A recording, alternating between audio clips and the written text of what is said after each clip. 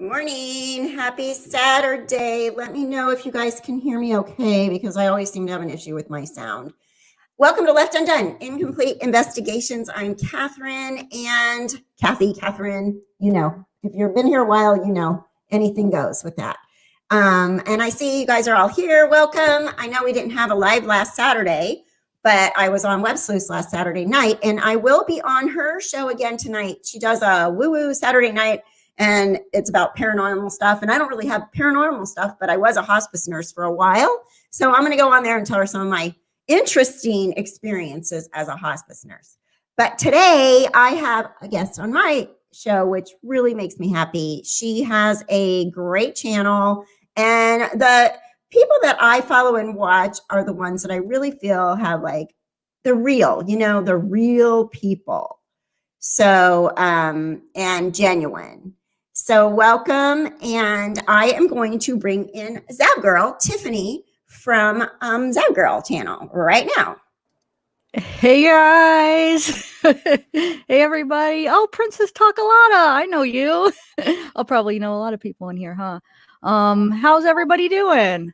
I'm so happy to be here, Kathy. Thank you for inviting me. You're welcome. I'm just making sure there's no echo, because I'm trying to figure out how I hear you and and not have an echo. Does that sound okay, you guys? Let me know when she talks, because I can always mute myself while she's talking if I have to. Oh, Miss KJ, what's up? So do you hear an echo, Kathy? When you listen to me, you're hearing an echo, or you're just asking? Okay. But I just don't know if they're going to hear an echo through my speakers where I hear you. You know, yeah. Sometimes they'll hear it when. Yeah. Oh, hey, Lisa. Wow. I'm recognizing a lot of names here. Yeah, there's a lot of people that follow you, that follow my channel. Yeah, definitely. I'm gonna have to come by more often. You have what, like 40,000 subscribers? You have an awesome channel. Thank you. So do you. When did you start your channel? 2 years ago, actually. 2 years ago. I started I had a channel with my nephews, and it was just like a fun, like they would prank each other, and I would do like the editing. I never got in front of the camera, but I would talk behind the camera, and I would film them, and then I would edit. And that's what kind of got me into the editing process. And then the Watts case is what got me into the true crime type channel, because I got so into that. I was spending so many hours looking at the home videos and the police body cams and the discovery. And I'm like, you know what? Let me just do a video on this, because I'm spending so much time on it. So I put a video out there under a different channel, and it did well. And I just continued on. That's how that started. But the editing, I really fell in love with the editing for my nephews. Now they don't do it. I was trying to talk Case into continuing the channel, and I taught him a little bit about editing, and he's into TikTok now, actually. Yeah. But so yeah, it's about February will be 2 years now. Oh wow. Well, you've done phenomenal. That's amazing. How long have you had a channel? 1 year. 1 year. Okay. Wow. Actually started it. I'm an OB nurse. I'm a labor and delivery nurse. And so I put up some videos on childbirth classes first on a different channel. And I got kind of like, I really follow true crime. I like true crime. And I do OB all day, every day, 40 hours a week, right? So I'm like, I just kind of got bored with it, doing the same thing I do during the day for my hobby / YouTube. So I decided I really wanted to try a true crime channel. And I made one video in August of 2019. And it was like an old cold case that they had discovered who the remains were of this girl that was found in Oregon in back in the 70s. And then by DNA, they figured out who she was. They still don't know what happened to her. And so I put that one up, and that was in August. And then I went on a trip to Greece, and I was super busy the rest of the summer. And then once I settled down in the fall, I started looking for a new case. And I was like, let me see something that's like actually in the news. And I came across Lori Vallow and Chad Daybell and missing kids. And that was in December of last year, or 2019. And so I made my first video, and then I was like, I got a bunch of subscribers right off the bat. I was like, oh, people are interested in this case. And so then I probably have 150 videos on that case alone. Like, yeah, I know. I have over 100 on that case too. That case is, I cannot wait for the trial. I'm anxious for the trial. They need to be punished. Oh, and I'm still wondering when we're going to hear about Tammy's autopsy results. I mean, are we ever going to find out about that? What's your take on that? Why haven't we heard anything on the results? We heard Alex's results. I mean, yeah, my take is there's something, and they're holding it close to their chest. And I really think there's something. And I don't think they're going to release it to us because there's something. You know, that's just what I think. Yeah, I think the same thing. Because obviously, with Alex, they thought, I still think there's something to Alex's, but they thought it was just natural causes, the pulmonary embolism, and so they released it. But I still think something caused that. I really do. It was just, and now they released the those transcripts from Zulema. And what's up with Alex going to Mexico for drugs? Did you see that? Like, what? That's weird. I mean, I know a lot of people go down there to get you can get like antibiotics over the counter down there and stuff like that, but what was he going down there for? You can get antidepressants. You can get all kinds of stuff down there. You know, you just walk into the pharmacia and you pick out your medicine and you don't need a prescription. And I guess they're cheaper, but there's something to that for sure. I think there's something to that. And that's pretty suspicious that he went right before he croaked. I know. Yeah. That's what I'm wondering.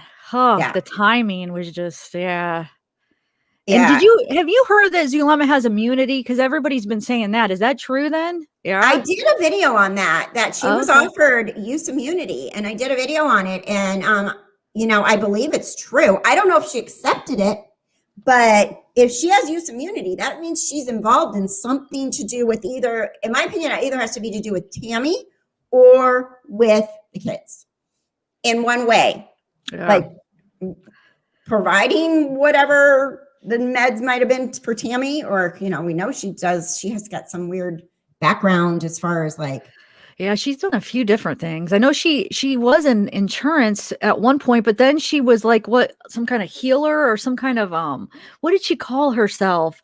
It was a crazy title. I've never even knew that there was a profession called that. Do you know what I'm talking about?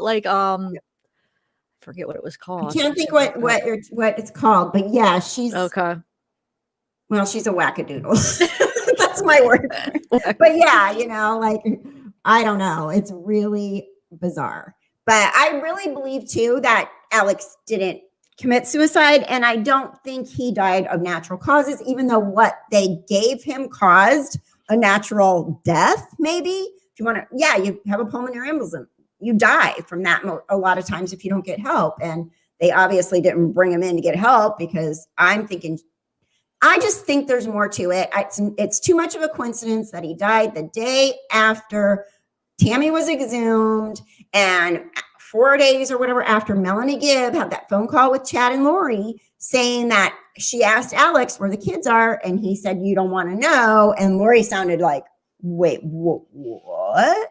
So I think there's something to Alex, and obviously, I guess we're not going to ever get to the bottom of it, but. You don't think we'll get to the bottom of, if Zulema has immunity, because it would have had to been either they would have had to have been poisoning him for a while, because weren't they in Hawaii?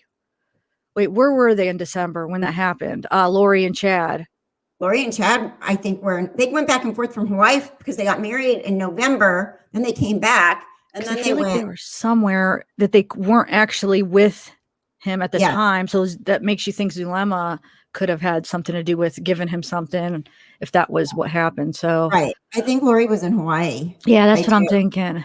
I think it's been a while. The timeline's crazy. I don't know why she kept going back to Hawaii. I mean, it's just so weird. Everything is just, their day's coming. I think so. I hope so.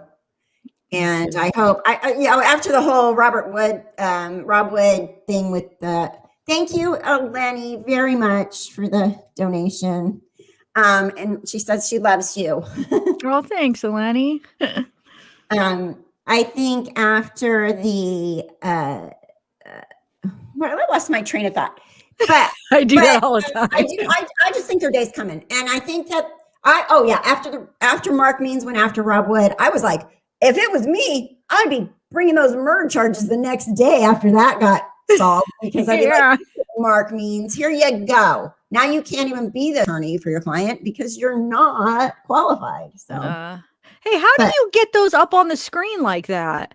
I just yours looks different than mine. Okay, I see. I know. Okay, sorry. Go ahead. Yeah, no. I just click on them. Look. Yours just are different. Okay, I see. Yours are. I like how yours look. Mine just like come like real long. Yours have a. Oh, there's a setting you can change them. Oh, okay.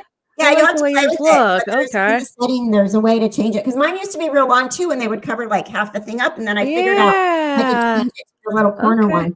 I'm gonna check into that. Thank you. Played with it for a minute, and then so you've been really following the Chris Watts case for. Oh yeah. I took like a year off because I just had and that's when I got into the Vallow case. And then the only reason I started again, well, the Netflix brought in a lot of new people, and I was actually watching it with my two grandmas, and it just made me fall in love with Shanann and the girls all over. I just, something about them is very like contagious. Like I don't know. I just watched that, and it just made me kind of start watching the home videos again. And then you have KK, another person that has been trying to now spread that Shanann is the one that killed her kids. So I've been just trying to debunk her, like everything that she's been saying. I'm like, I can't let that happen, because I feel so strongly that she had nothing to do with hurting her kids. Like she would never hurt her kids. So I've been just trying to like see some of the things she's bringing up and trying to debunk her, because there's like thousands of new people following the case, and a lot of people are watching her because she talks to Chris. She talks to him almost every day, supposedly. So like on the Zoom call. So she has a relationship with him. And I mean, like I don't think they're boyfriend and girlfriend or anything, but just they have a relationship. And so I don't know. I can't let Shanann's memory go down like that. It's just crazy. Like people are, I don't know. She just, have you watched any of her stuff, or do you know what's going on with? Oh, okay. So it's called, what is it? Chris Watts Revelation and the Reckoning is her channel, I think. Okay. She's been with them. If you go back to some of Cindy Watts's phone calls with Chris, she brings her up. Her name's Kim Kaufman. She brings her up. So she's been talking to the family since the beginning. And now she said she waited to the perfect time, and she was just sitting by waiting until she came out with all this stuff. And now she's trying to blame Shanann. Basically, they're trying to get Chris a 35C, go back to trial, and they're going to say Shanann killed the kids, and he killed Shanann because Shanann killed the kids. That's what her channel is spreading. Oh, that's awful. So that's why I that's terrible. No wonder I'd be on a mission too. I didn't realize that, but yeah, because come on. I mean, you know what I mean? He confessed, and now all of a sudden you're like, oh, well, maybe I can get out of this. Oh, like hindsight. Let me look. What could I have changed? Exactly. So, it's starting to look, he's already in there 2 years. He's probably like, man, life in here. He's probably thinking, I need to get out of here. I need to get out of here. So what else is he going to say, really? I mean, I don't know. I mean, that's his only option, I would say. I don't think he has a chance with the 35C. A lot of people said he doesn't, but she is saying that, yeah, it's happening basically. And they're going to do it within, well, she said about last month and in 2 months that they were going to file the 35C.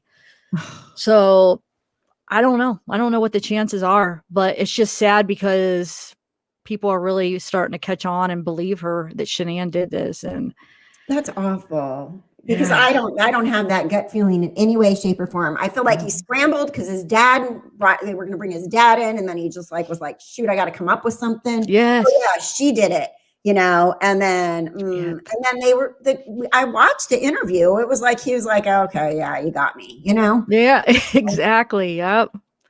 She's trying to say that first confession is the real confession, basically. That first confession is what really happened, is what she's saying. So yeah, see, I just got a sense that he was scrambling to make up a story. Oh, yeah. He wasn't definitely what he was doing.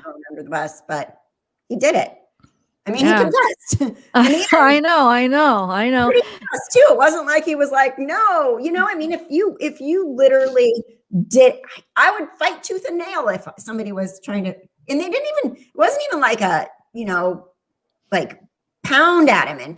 It was, I know. basic, And she's also saying that because Shanann was pregnant with Nico, she's trying to say that she doesn't think Nico was Chris's, it was somebody else's. She's trying to like say all this stuff, and it's like, you better be sure before you're spreading these lies. Like, no, Shanann loved Chris so much. She was fighting for that marriage so bad. And Chris is the one that could care less about it. Yeah. So, I mean, you could see in her text messages that she was annoyed with him, like a normal wife would be, and frustrated. And you're not bringing anything to the table here, husband. But you could tell how much she loved those kids. And she was, you don't, as a mom with little kids, you don't go to all that trouble of starting a business and going on business trips and doing all this if you're not doing it for your family. Like, you're just not. If she didn't really care about him or the family, why would I don't know. I just don't see that. But I noticed that so many cases have this team of people that are on the other side that work really hard to attack, anybody that thinks differently. So it sounds like, she's just one of those. That's what the channel's about. Let's see. Yeah.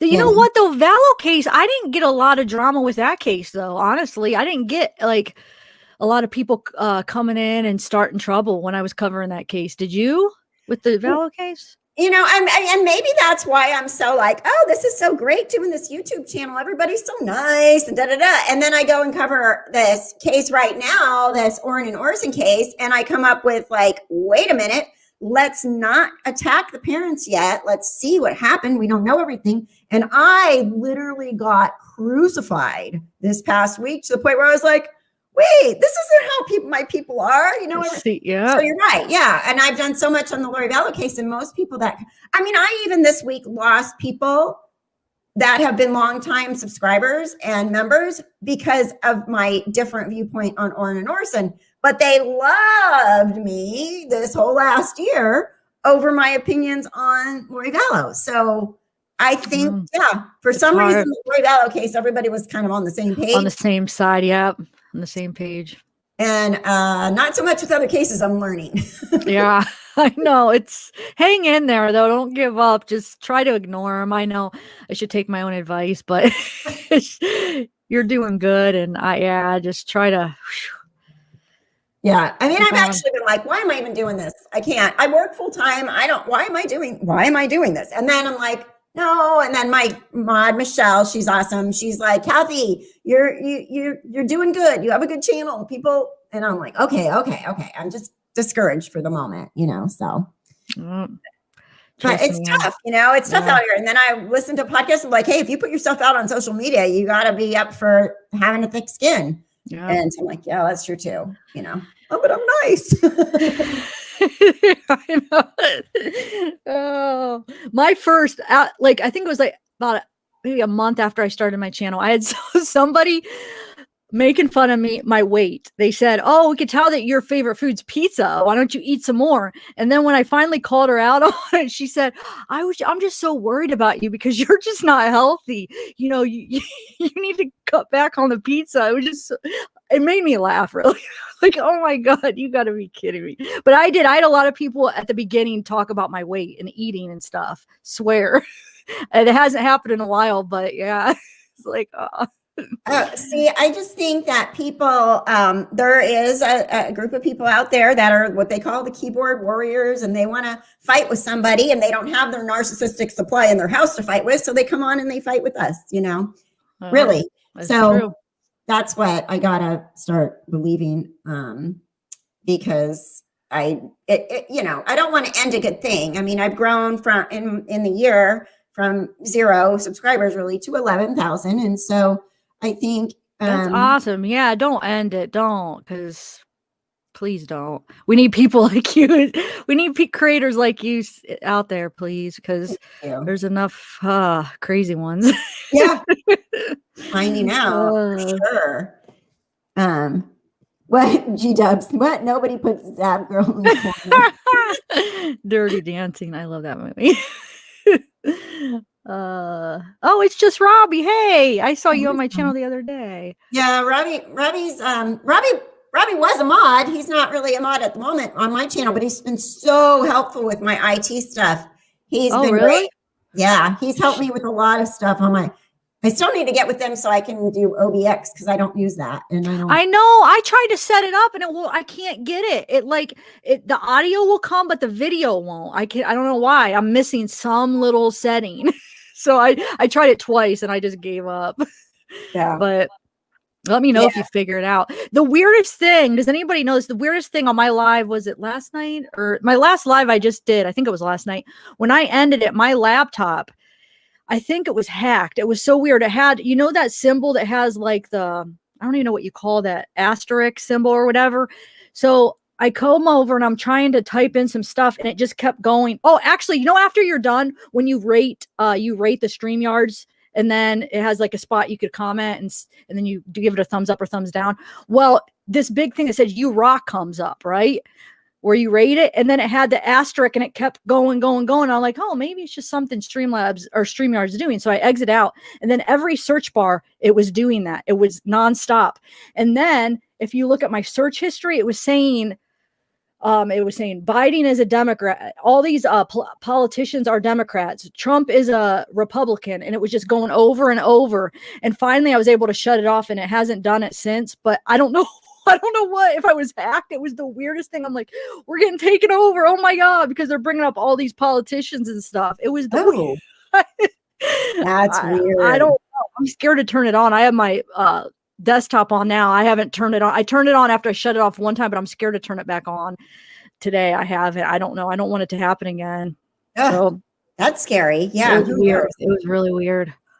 Yeah, and Robbie did go to Tammy's grave. We did a live stream while he was at Tammy's that's what I saw. I saw your video, Robbie. That's what I saw. I was like, I know I saw some of your videos when you went to her grave. Yes. I watched that. Yeah. So that was really nice. And we were able to see. Yeah, for sure. Let me see who else is. I'm trying to look at the chat. So this Rain Dancer says malware. I know. I ran a scan on my security and it said they didn't find anything. I have WebRoot or whatever. I don't know if that, I'm going to tear. I don't know if that's the best. The Geek Squad, that's what they recommend, the WebRoot security. Oh. Well. My brother owns an IT company, so I got him to come in on my laptop and straighten everything out because he can remote access it. And okay, cool. That. So I don't know what I have, but hopefully I have what I need.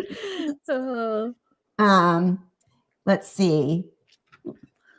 Yeah, I heard that Larry King passed away, I guess today, right?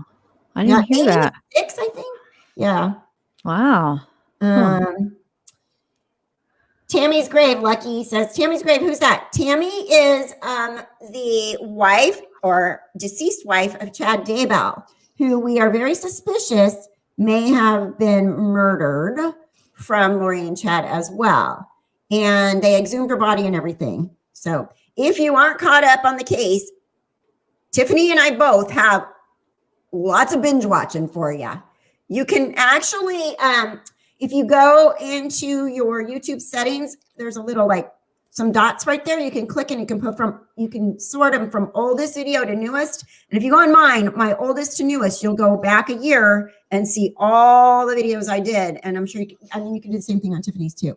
And between the two of us, we've both done videos on malachite poisoning, which is really interesting, that we think that very possibly they could have poisoned Tammy with malachite.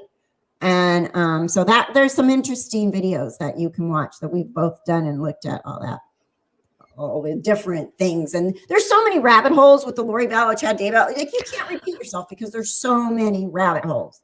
There's all these small little stories because there is all these. Are they still investigating Charles's death?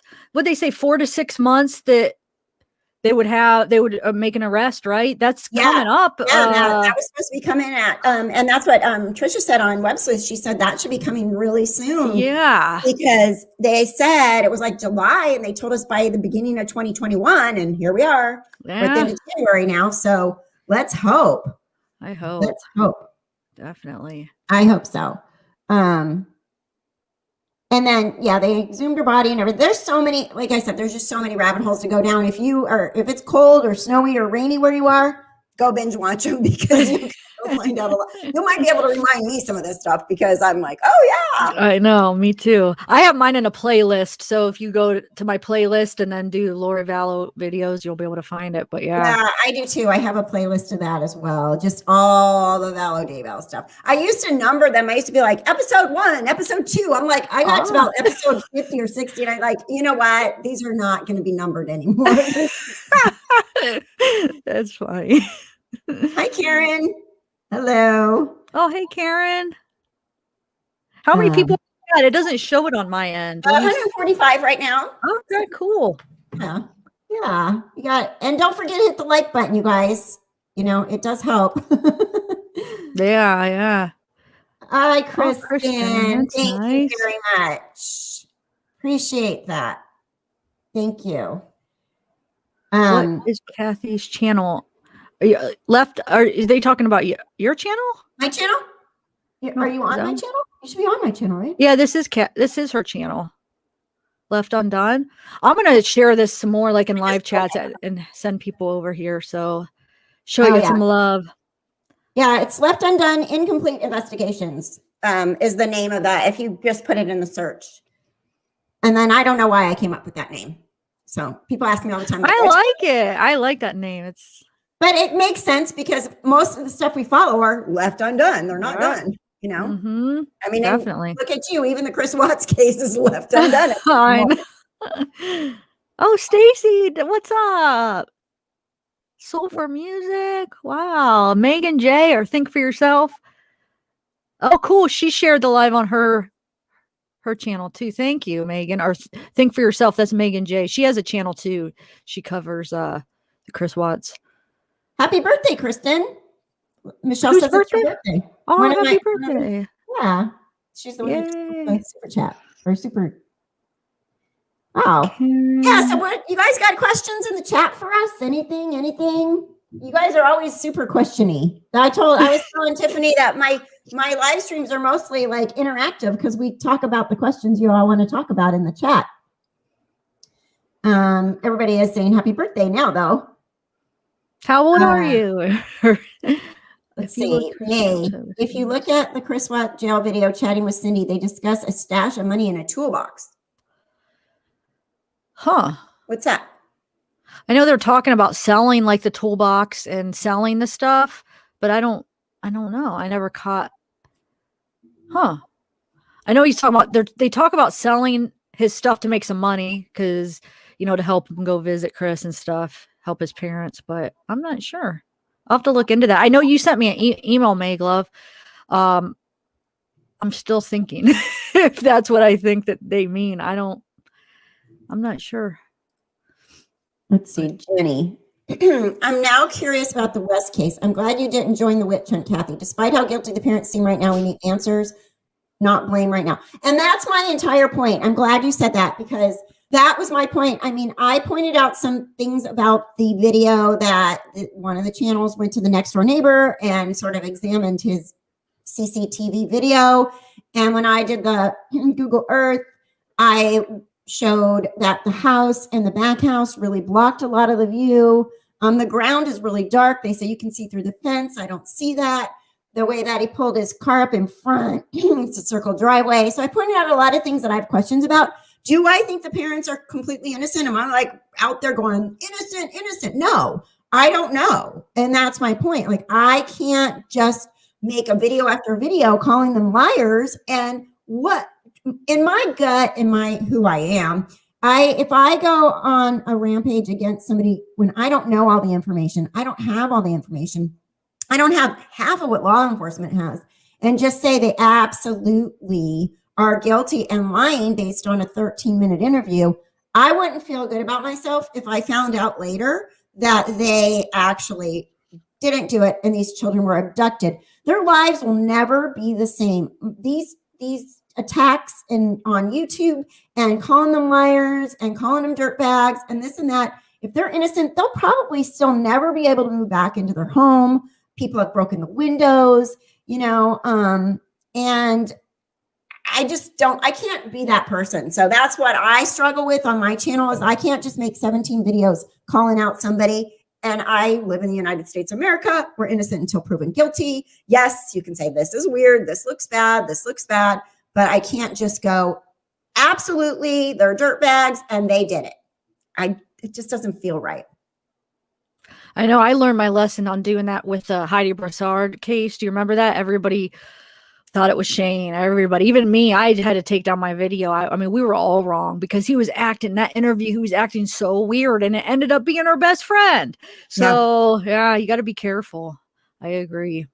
I think we have a responsibility if we're going to put these have these channels. I think in a lot of ways, if you look at the news media, the mainstream, like people hate the mainstream media, but they aren't making a judgment. We can speculate and we can go, what if, and this and that. But I feel like you kind of have to look at both sides. Like, well, if the parents did it, yeah, this looks this, but what if it was a stranger? What if it was this best friend, like Heidi case, what if it was somebody else? Like, so I just feel like you have to, if you're going to speculate, you sort of have to look at more than just tunnel vision on one person. Do you have any theories on who else? Like, do you think it could be like a stranger, or do you have any thoughts on? I have some theories, and it would be speculation, but I find it really interesting. The bio mom has friends in the neighborhood. The neighbor knew so much about these people. There's a group of people that hate CPS. The bio mom is really against CPS because they took her babies away, even though there's a lot of documentation, even hers, that she was drinking when she was pregnant, that she didn't fight to get them back. So I feel like, and just really maybe kind of an out there, but a possibility that there is a group of people that are involved and abducted these kids and have them hidden somewhere. I mean, and that way it kind of makes me happy because I feel like they still could be alive, but, and just to prove like against the system, because some of these people that are interviewed, this one girl, she's red hair, her name is Cheyenne Sampson. She's done YouTube videos. She's been on the Facebook groups. She's been interviewed. She got really mad at Noor Jasmine. She is all beating up her over social media about Noor because Noor asked her some questions. So, and I'm just like, why does she, and she called the birth mom baby mama, or mama bear, baby mama. But she lives in that neighborhood and the bio mom lives in Bakersfield. That's an hour and 10 minutes away. How come these people are all so close to it, know each other? I just think that there's possibilities, or it could have been it's not a great area, if the little boys were left alone, yeah, the father, that sucks. That's awful. Why would he leave them alone? But, there's a big empty field next to the house. There could have been, it could just be. And there's a lot of, if you do the map on the sexual predators in there, like registered sex offenders, there's a lot of them in the area. I live in California. That's not the best area. It could have just been a random weirdo that nabbed him. But again, people were like, oh, they would have heard the kids screaming. And then I'm like, well, then what if it was somebody they knew? What if it was somebody that lured them and was like, psst, psst, come here. Hey, it's Auntie so-and-so or whatever, so yeah, I can go down a lot of different theories on that. So, I mean, and yeah, I don't know much about, I'm going to look into that case this weekend. I don't know all the specifics. But it's interesting. I mean, there's like the whole Pizzagate conspiracy connection that people are saying. I'm not sure where they're getting that connection, but they said that the dad was into that conspiracy or something. Have you heard that? Yeah, I heard that he talked about Pizzagate with someone that he knew, the real estate agent or somebody, and it's all hearsay. So who really, really knows? Yeah. But I mean, people talk about Pizzagate all the time. Like, my son and daughter-in-law had a YouTube channel that was all conspiracy theories. They got demonetized. It's monetized again, but they're not doing it anymore. But they had like 250,000 or 300,000 subscribers. And they did a lot of videos on the whole Pizzagate theory and this and that. And so, I just in random conversations, sometimes that comes up. So I don't know if that would be, such a big red flag or not. And then Delana says, whose neighbors never hear or see the neighborhood kids? But here's my thing. We're in a pandemic. They're 3 and 4. The way he pulls up the van in front of the house, they come out the side of the van and go right in the house. They only lived in that neighborhood for 3 months. The backyard's big. It's not really, there's no sidewalks.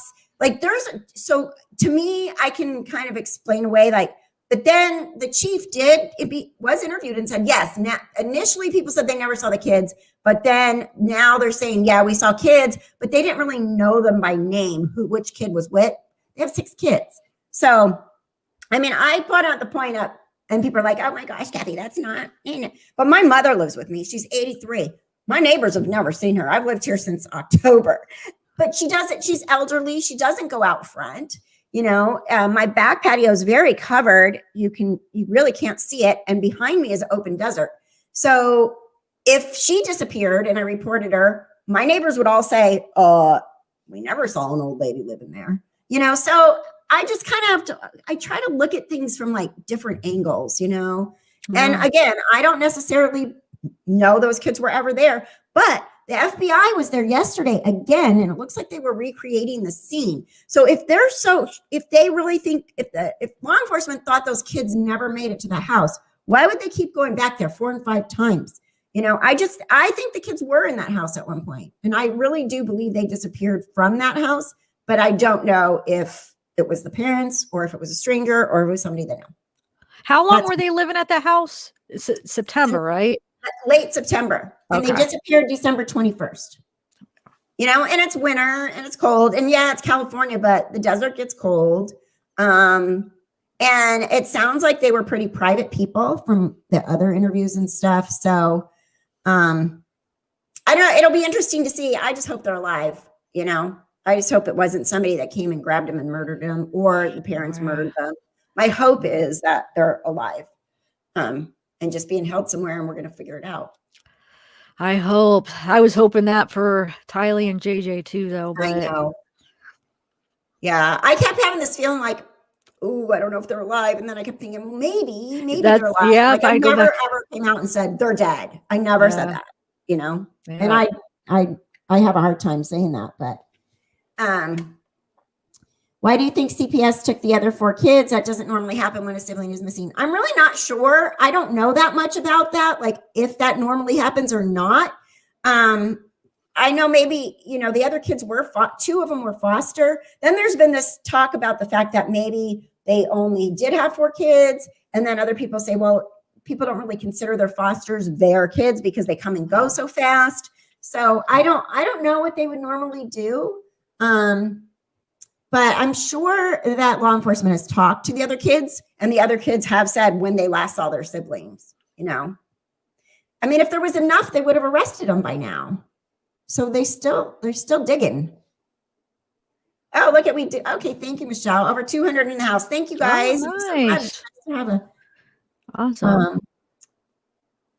I wonder if the kids talk. Yeah, I wonder what the kids did say.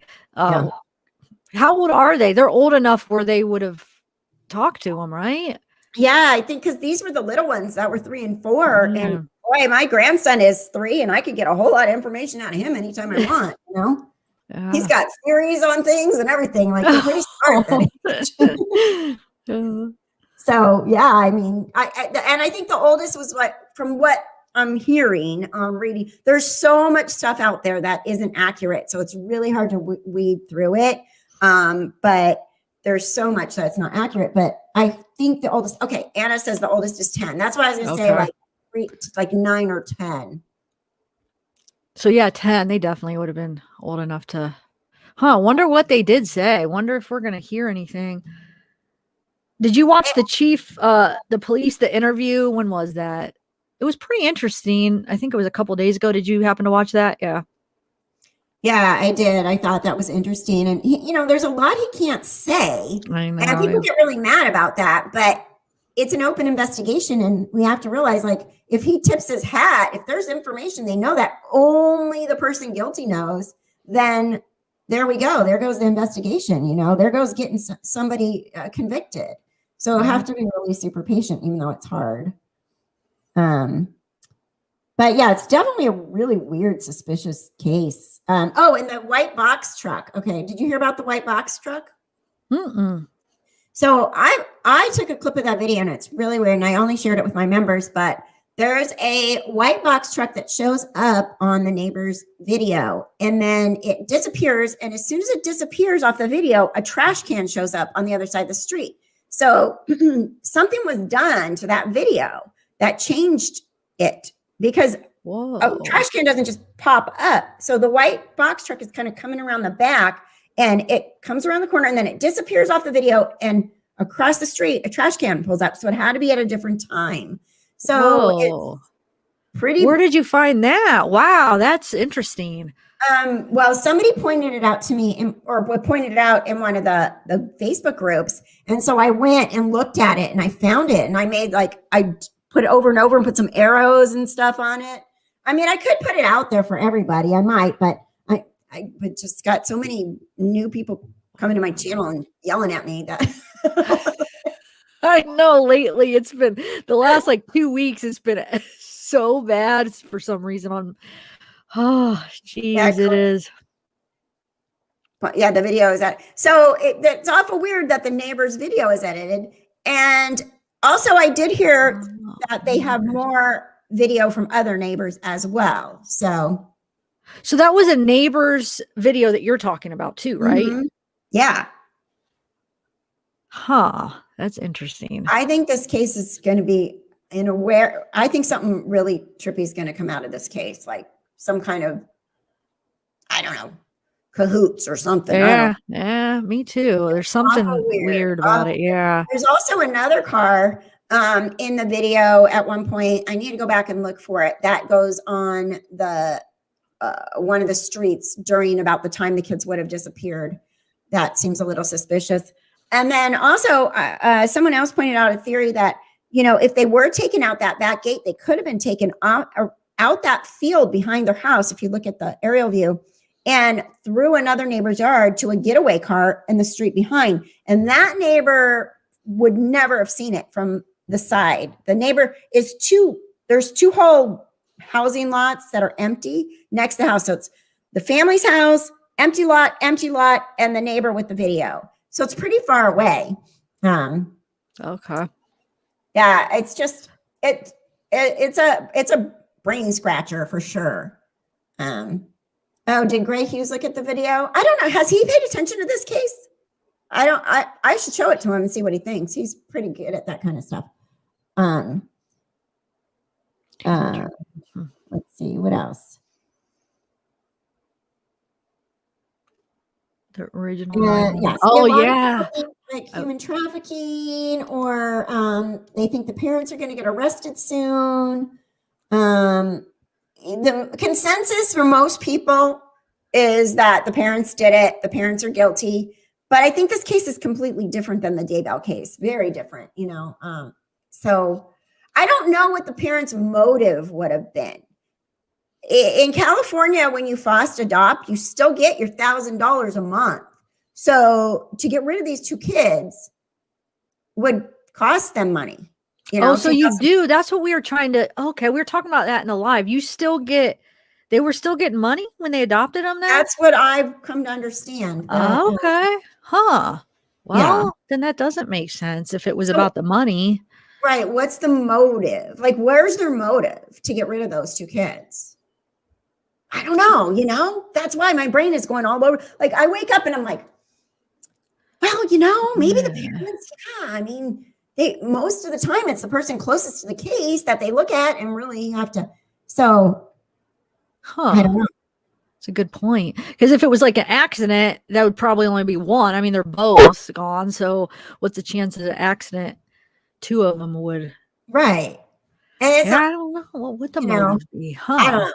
It's really weird. And then people are like, the mom was rocking the adopted mom was rocking, and that's weird. And then I say, well, I have a compressed disc in my back. And when I stand still for too long, it really hurts. So I rock. Not that she has the same thing, but there's explanations for things sometimes that you just have to think well, what else could be the reason? Is it because she's guilty, or is it because she's nervous. She's got a lynch mob in front of her of the birth family yelling at her. And yeah, it just. So what about so Amber said kids are being bought for 200,000 to 400,000. Do you think if the whole Pizzagate conspiracy, like maybe if they sold them, that could be a motive, possibly for money? I don't know. Yeah, I mean, maybe. Yeah, it's so. I mean, I know that, you know, yesterday there was like I guess a huge bust somewhere near there, and got kids that were, you know, in trafficking and all that stuff that wasn't that far away. So I mean, it's a real thing. Yeah. All their kids, and maybe, weird, but maybe they had it planned the whole time, and that's why that they got the 2 kids. I don't know. I mean, that's just speculation. I'm just trying to. Right. I mean, yeah, because we could go like, okay, what if, you know, and what if's great, you know, I mean, put your brains together. Maybe somebody will come up with a really good theory. Let's see. Karen, I thought maybe the adoptive parents may not have done something, but are covering up for someone else. Maybe they got on the wrong side of someone and the kids were taken. Right. Someone else threw that out there too. Like maybe they had some shady something going on and somebody took the kids because they were mad and they tried to get them back themselves at first. And then they realized like, oh no, these people aren't playing. Now we got to call the police. And, you know, I mean, yeah. So at this point, I think anything's possible. Mm-hmm. Yeah. See, so this is, there's a lot of people have a lot of opinions on this one for sure. And then, does anybody else know? Like someone else said the dad said they were in the back playing with chalk, or they're playing with chalk. Well, somebody said that the dog's name is Chalk. Oh, really? Oh, that might. So I'd love to find that answer. Yeah, because it was a big thing how there was no chalk, like when he flew the drone. Okay, we got to figure that out then. I have a huge question for that one. Right, exactly. And supposedly it's a little white dog. So be like, okay, you know, kids name things really weird, you know, when you let your kids pick the name of your animals. Chalk. Okay. You know. So, yes, dog's name is Chaka. Yeah, so maybe it's what he said. Maybe he just said like Chaka. Maybe it just sounded like he said chalk. That's interesting. We got to figure that out because, well, we'd have to ask him what he meant. I know. He's not really taking our calls right now. Yeah, never mind. For some reason, I don't know why, but whatever, you know.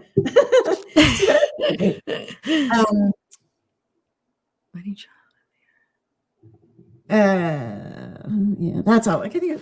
So yeah, and then somebody else, as far as like to go back to Lori Vallow case, another, I think she's in the chat sometimes. Matt, what's her name? Mad Mom or Weird Mom? Weird Mom. Oh, Weird Mom! I love Weird Mom. Yeah, she's okay. She has a theory on the Daybell being poisoned with ricin. Yes. I watched her video. Maybe. What do you think about that? Well, I was looking it up and stuff because she said, but when I'm researching it, it says that it can cause pulmonary edema, but it doesn't say anything about pulmonary embolisms, and they're completely different. So, but a lot of the other symptoms would be really, you know, the shortness of breath and the coughing and all that makes sense. But I don't know if I really am trying to figure out what can cause a pulmonary embolism. What about the organophosphates? That was one of the ones that I brought up in that video. It's actually becoming quite common. People using it for suicides, the organophosphates. Look into that. And it actually, there was an x-ray and I can't find it now. When I made that video like a while ago, I forgot to take a screenshot, but there's an x-ray and you could read about it. It says that it mimics what a pulmonary embolism looks like on an x-ray. They call it OP poisoning, organophosphate poisoning. But yeah, in that malachite video that I do, I talk a lot about the organophosphate. I'm leaning more towards that than malachite, to be honest. Really? Just from my research. Yes. Look into it and let me know what you think.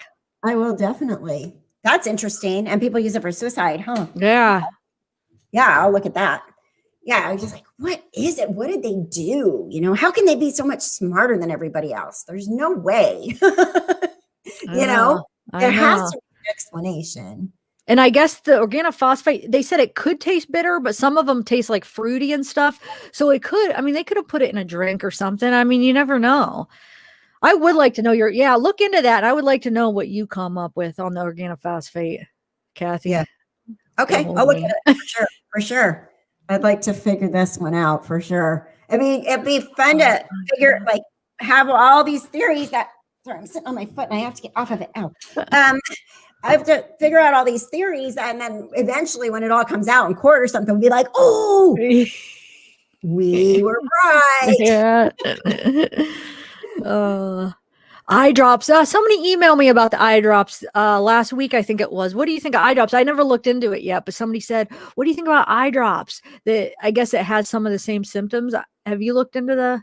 I remember back in the day, people used to be like, if somebody, like restaurant people, like waiters and waitresses, I was told that they would put Visine on people's food that complained, right? And it can cause really bad diarrhea and vomiting.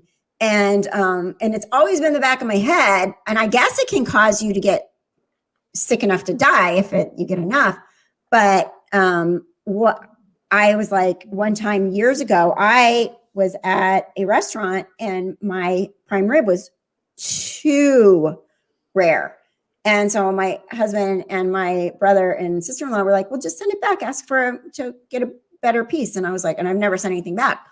So I sent it back and they could kind of give me attitude about it. And the new one came out and like 2 hours later, I was so sick. I was like vomiting and like both ends, like so sick. And everybody kept saying, I bet they put Visine on your food. So I don't know, but I have heard that in the past that you can food poison people with drops of Visine. You would never know it was there. Yeah, that's kind of scary to think about. Yeah, a couple of drops and you would never know. You're right. I didn't realize they were doing that in restaurants. Wow. People are crazy. I mean, that's just I never saw it done, but I had friends tell me that, yeah, we used to do it to people that would send back the food. And like, you never send back the food. Like, I'll never send back my food again. No, it's fine. Last time I had food I didn't like, she was like, do you want me to get you a new one? I'm like, I'll never let me do that again.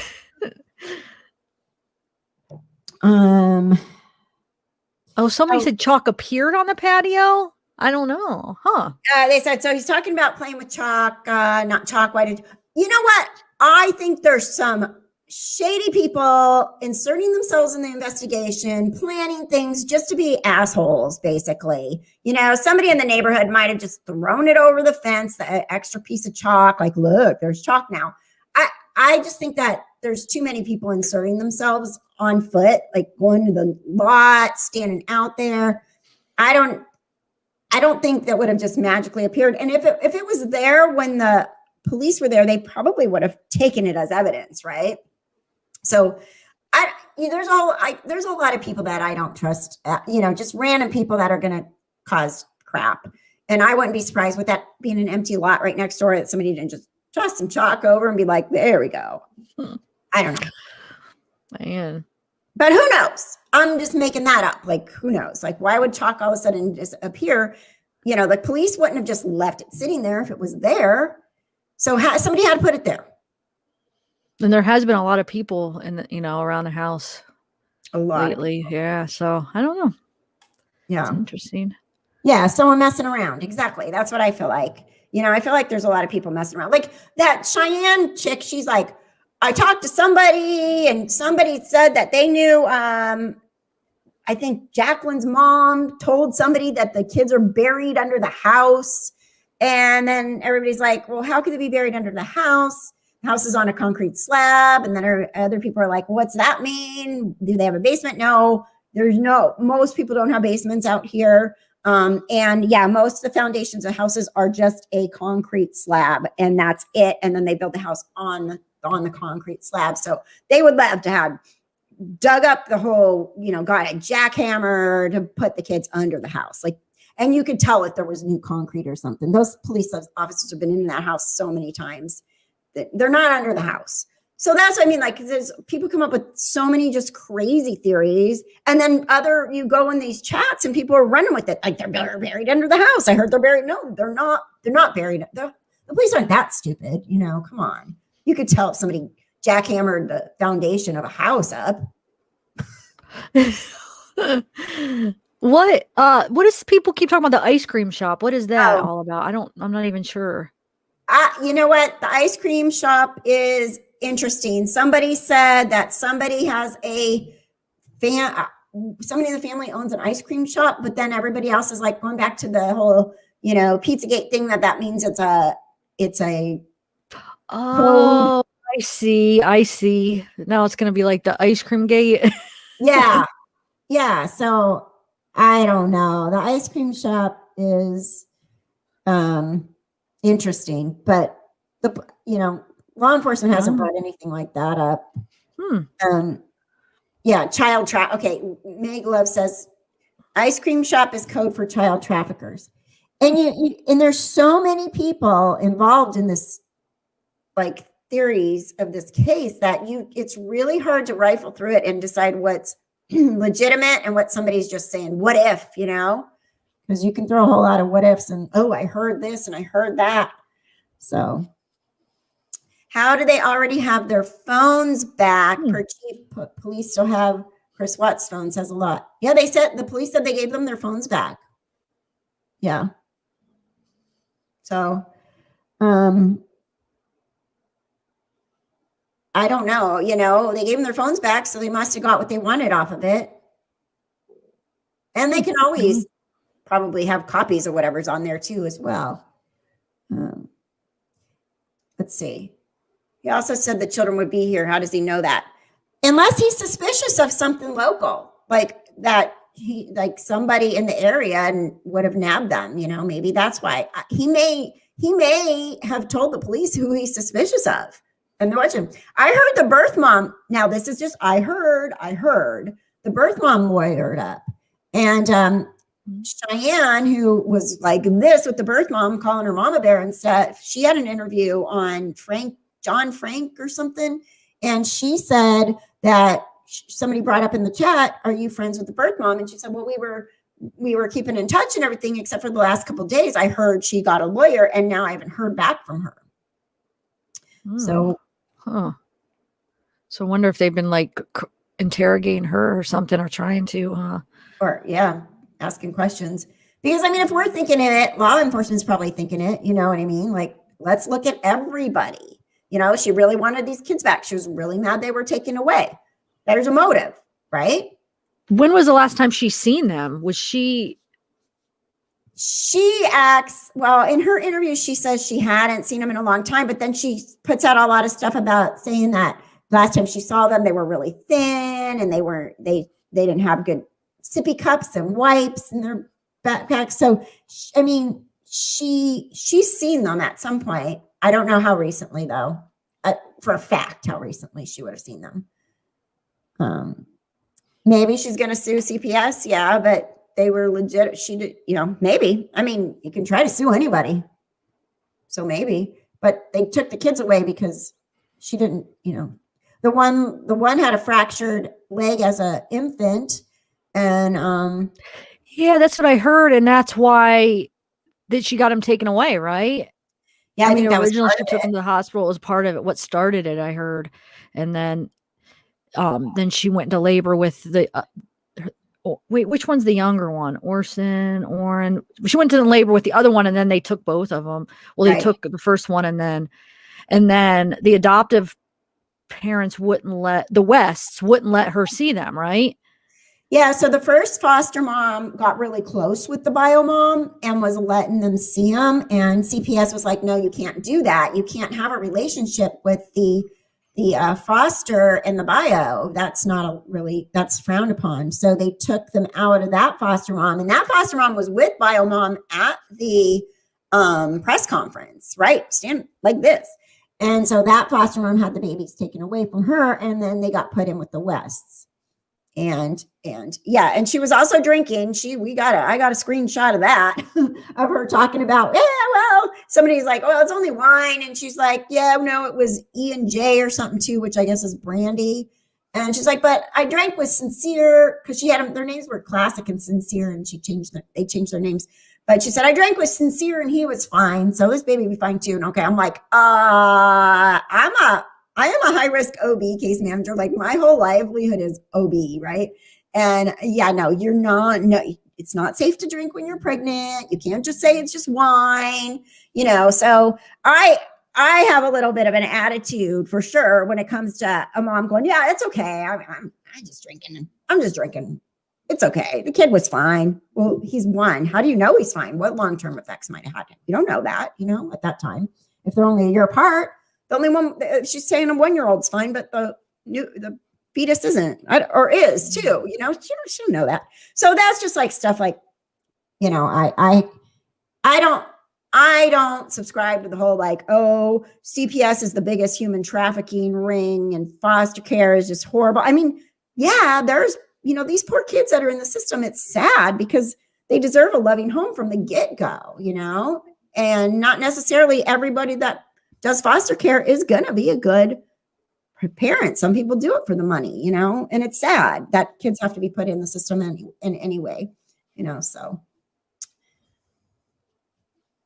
That's my thought. The sun is in my eyes. Guys, I'm gonna have to put like because I usually do my lives or videos like at night when there's the sun's all down. Whoa, I'm gonna have to put a blanket over there. I have the blinds shut, but they're sneaking here. Oh shoot. Let's see. I'm trying to read chat here. Any other cases that you're super interested in following? I was following the Boswell case, but there hasn't really been much movement on that. I mean, I'm going to watch the trial when they charge the mom. I'm not sure. I kind of think that the grandma could have something to do with it too. Have you followed that case at all? Mm-mm. Oh, but I know it's a really interesting one. Yeah. The mom she's been in jail for a while now for like falsifying reports or what was the charge? Basically lying. She was lying to the law enforcement, and then they just charged her last month with the murder. They found Evelyn in back of the grandpa's shed in the back of his yard, and he's the one that reported her missing actually. I swear I think the grandma put her there, but they haven't charged the grandma yet. I don't know. It's interesting. I'm going to follow that. And then, Alexis Sharkey. Have you followed that? From afar, yeah. I've not done any videos on her, but I've been paying attention to that one for sure. So that was ruled homicide, last week or whatever, strangulation. That's another really weird one. What do you think about her husband? Do you have any? It doesn't look good, I think. I don't know. I mean, I don't want to speculate too much, but yeah, it just doesn't. I mean, he got in an argument with her supposedly, and she left. She had told her friend she was scared of him. She was filing for divorce. I mean, everything does point to him. But then there's that friend that some people are suspicious about too. So the friend she met online? No. The other guy, you mean? No, I think. Are you talking about the guy? No, female. Oh, I don't even know. No, it was a friend she was friends with. When they moved to that area, there's an app where you can find friends. I think she did meet her online. Yeah, you're right. I think that's where she did meet her. What's her name? She did an interview in the car. Is that who you're talking about? Yes, you're right. Sorry. I got a weird vibe with that one a little bit. Did you see that she was on what was that show called? Where she basically had plastic surgery to look like what's her name? The one that's married to my God, I can't even think of his name. Help me out, guys. I did a video on it. Chad always helps me out when I can't think of something. Right? She did it was like a plastic surgery show where she wanted to look like somebody. So she had plastic surgery. I can't think of the girl's name right now. Somebody will come up with it in the chat. I know they will. But yeah, that was like a while ago, but you could, Man, this is driving me nuts. What is it? Hold on. I'll look it up real quick.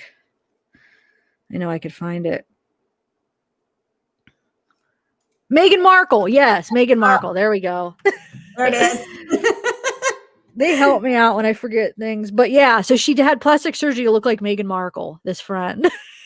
That's so weird. Yeah. Who do I want to look like? Change my face. Interesting. Yeah. Crazy. Yeah. Okay. Now they all got it. Now they're all Meghan Markle. Yeah. Everybody's got it now. But what channel was it on? Do you guys remember? It was like on a TV show. I forget what the station was. I only found a couple clips that I played on. You have to check it out. But yeah, that interview was just kind of weird.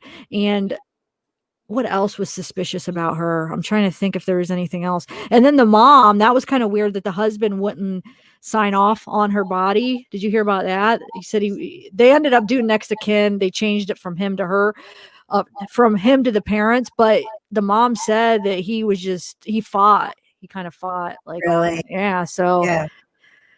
I'm leaning more towards him than the friend, to be honest. Yeah, I mean, I that was my first thought, was that, you know, and friends of hers say that, yeah, like they were going through a divorce, so obviously there was some discord going on, and I lean towards him too, and we'll see. And then a lot of people are like, he travels out of the country all the time, but nobody really knows what he really does, and there's just a lot of stuff that makes me a little bit suspicious of him more than the friend. He traveled. I didn't hear that. Okay. He travels out of the country, you said?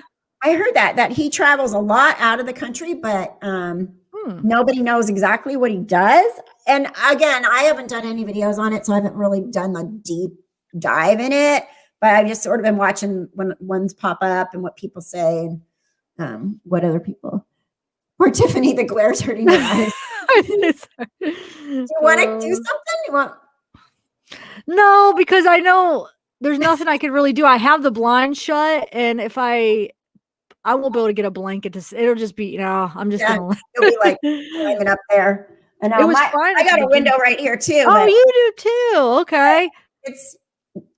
My blinds it's not coming in at me right now, but it's really bright right there. See, the sun is like right there. I actually have two windows. I'm in the corner. There's a corner and then there's two windows, but it's from this window because the sun is like right there, but it's all right. So as far as the Tom, the friends saying that, that she confided that she was afraid of him. That's what's making me think it has to be him. I mean, that she was afraid for her life. Isn't that what they said? Yeah. Of him. At first they wouldn't say who she was talking about, and then they came out and said it was him. Who it was. That's like my best friend was shot in the head, and I told this chat this before in my live streams, but she was leaving her husband and she was afraid of him, and she was going to domestic violence classes, and then she was shot in the right side of her head, and she's left-handed, and they opened and shut the case just like that. And that's like, and this was in 2015, and I'm still very suspicious of her husband. I really, really, really think he had something to do with it. I called the detective, I've called the coroner's office, I got the reports. They give me pushback not to get all the information. I have a pro bono private investigator working on it, but they're pro bono and they're really slow. Let me know. We need to get something done. So you're saying she's left-handed and she was shot on the right side, which that would not happen. I mean, wow. Yeah. And she was leaving him. For sure she was leaving him. And and he had taken out, or she signed for it, but they took out a big insurance policy a couple months before she died. She left him about 4 months before she died, and then went back for the holidays, and then was leaving him again for sure this time. She got about 200 miles away from home, and he made her come back. And she's that kind of person. Like, she's just more like, okay, because they were having a birthday party that they had already set up for one of the grandkids. And so he's like, you come back and have this party and then you can go. Basically, that's what he told her her. And Pam, my friend Pam, told her mom this before she died. Like, he told me wants me to go back. So she went back, and she got there that morning at like 6 a.m. He's a captain at a fire station. And she went about 6 a.m. and talked to him when she came back after she was 200 miles away and spent the night at a hotel. She was on her way back to California, but she went back to Texas and talked to him that morning. He was like, oh yeah, she was talking all crazy. And I'm like, well, what did she say? Like, did anybody else hear her talking crazy? Or does that just come from him? And everybody's like, this just came from him. And then she goes, okay, I'm going to go home. This is his story. And she said, I'm going to go home and sleep, and I'll call you when I get home. So she went home to sleep, got home about an hour later, or I think she went to the fire station at 5 a.m. She got home about 6 a.m, called him, said, I'm okay. I'm going to go take a nap. Right? So she goes to sleep, and he decides after work that he was going to go golfing because, you know, when your wife is crazy and she's trying to leave you and you want her to stay and you got a birthday party planned and stuff, you're just going to be like, I think I'll golf. So he went golfing, apparently, according to him. And the detective's like, well, he had receipts. I'm like, you can leave a golf course really easy. Like, I could go by a round of golf and then go to like hole 5 and jump the fence and leave and come back, you know?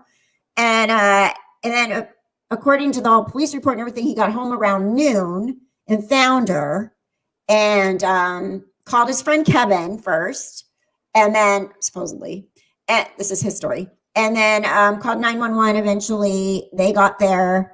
And they're just like, yeah, suicide. No, nothing. And I called the detective and I said, well, I don't get it. She's left-handed. And he's like, well, some people are ambidextrous. And I'm like, she wasn't. I've known her. She was my friend. She was my maid of honor in my wedding. She was my best friend since we were 16 years old. She was not ambidextrous. We always had to be like, don't sit on that side of me, you know, because I'm right-handed and she's left-handed. And I said, if she really wanted to kill herself, she's going to use her dominant hand. Like, come on, you're not going to risk missing. And he's like, well, it's all about the blood splatter. And there was no void in the blood splatter. And then the more I look into blood splatter, that's kind of controversial. And he's flat out told me, yeah, I know a lot of things are weird and you may never get any answers, but you know, the science doesn't lie. And I'm like, and so I had this MJA investigations. They're like, no, she was murdered. Like, they are pretty convinced that she was murdered. And they said, we're going to start filing paperwork. We want all the evidence. And they didn't do any gun residue powder on anybody's hands or anything like that. And they just went, yeah, blood splatter. Peace out. Case closed. Wow. That's messed up. I hope you could get it opened somehow. Because I mean, was she depressed at all? Like, would it be anything she ever talked about? Or if she was, it was because she was in this marriage that she kept trying to make work, you know. They were together for a long time. It was her second marriage. But when she came to California, we hung out because that's when I injured my back. And so I was off work for like the whole month she was in California. And she flat out told me she was afraid of him. And I'm like, and I'm so mad at myself because I never said, well, what did he do? Did he physically hurt you? What did he do? I kind of just fed her information. I said, well, she goes, I'm just always like feeling like this. I'm on edge with him. And well, what does he do? Does he yell? Does he throw things? She's like, well, yeah. But I never said, did he actually ever hit you or hurt? I never asked her that. And I'm so mad at myself for never asking that question. But she's like, I got to go to so she signed up to go to this domestic violence counseling. And she was going to these classes while she was out in California and going to counseling there. And she was afraid of him. And then he flew out, like, talk about controlling. He flew out, showed up in their doorstep, on her parents' doorstep, and said, you're coming home. And she said, no, I'm not coming home. So she went out to lunch with them and stuff. And then he did wind up flying back without her. And he bothered her the rest of the time and finally told her, you need to come home for the holidays. She went home. She decided to go home for the holidays. And she was there for Thanksgiving. And then by April 2nd is when she died. So she was leaving again because I think he was having an affair. She found out. She said, that's it. I'm done. I'm out. And she left and got 200 miles away, turned her phone off so he couldn't track her, and called him from the hotel, but he was able to track where that call came from. And she was at a Best Western, and then, talked her into coming back, and she did. And that was the mistake right there. Oh, and there was no note or anything. Man, that needs to be investigated. That's wow. That reminds me of the Christian Andreacchio case. That's another case I did a couple videos on. They just ruled it a suicide. No investigation. I mean, they didn't even find a bloody little towel that was shoved behind the toilet. The roommate found it after and took a picture, turned it into law enforcement, thought they were going to use it as evidence, and now they don't know where it's at. But he has a picture of it. Look into that case. That reminds me of that. Really? You should. Oh, I hope. Let me know if you want me to. Yeah, do a Gray video or Hughes said that something. too. Gray Hughes was like, "Send me everything. Send me everything you have. I have everything. I have all the reports. I have everything. You know, I have." So yeah, I can. I mean, yeah. I mean, the more noise, the more people we could get bugging them. Maybe they will investigate it at least.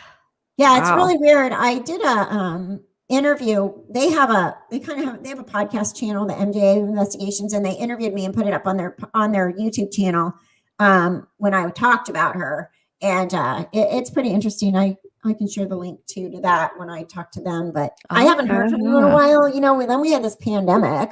They're in the East Coast, and then this happened in Texas.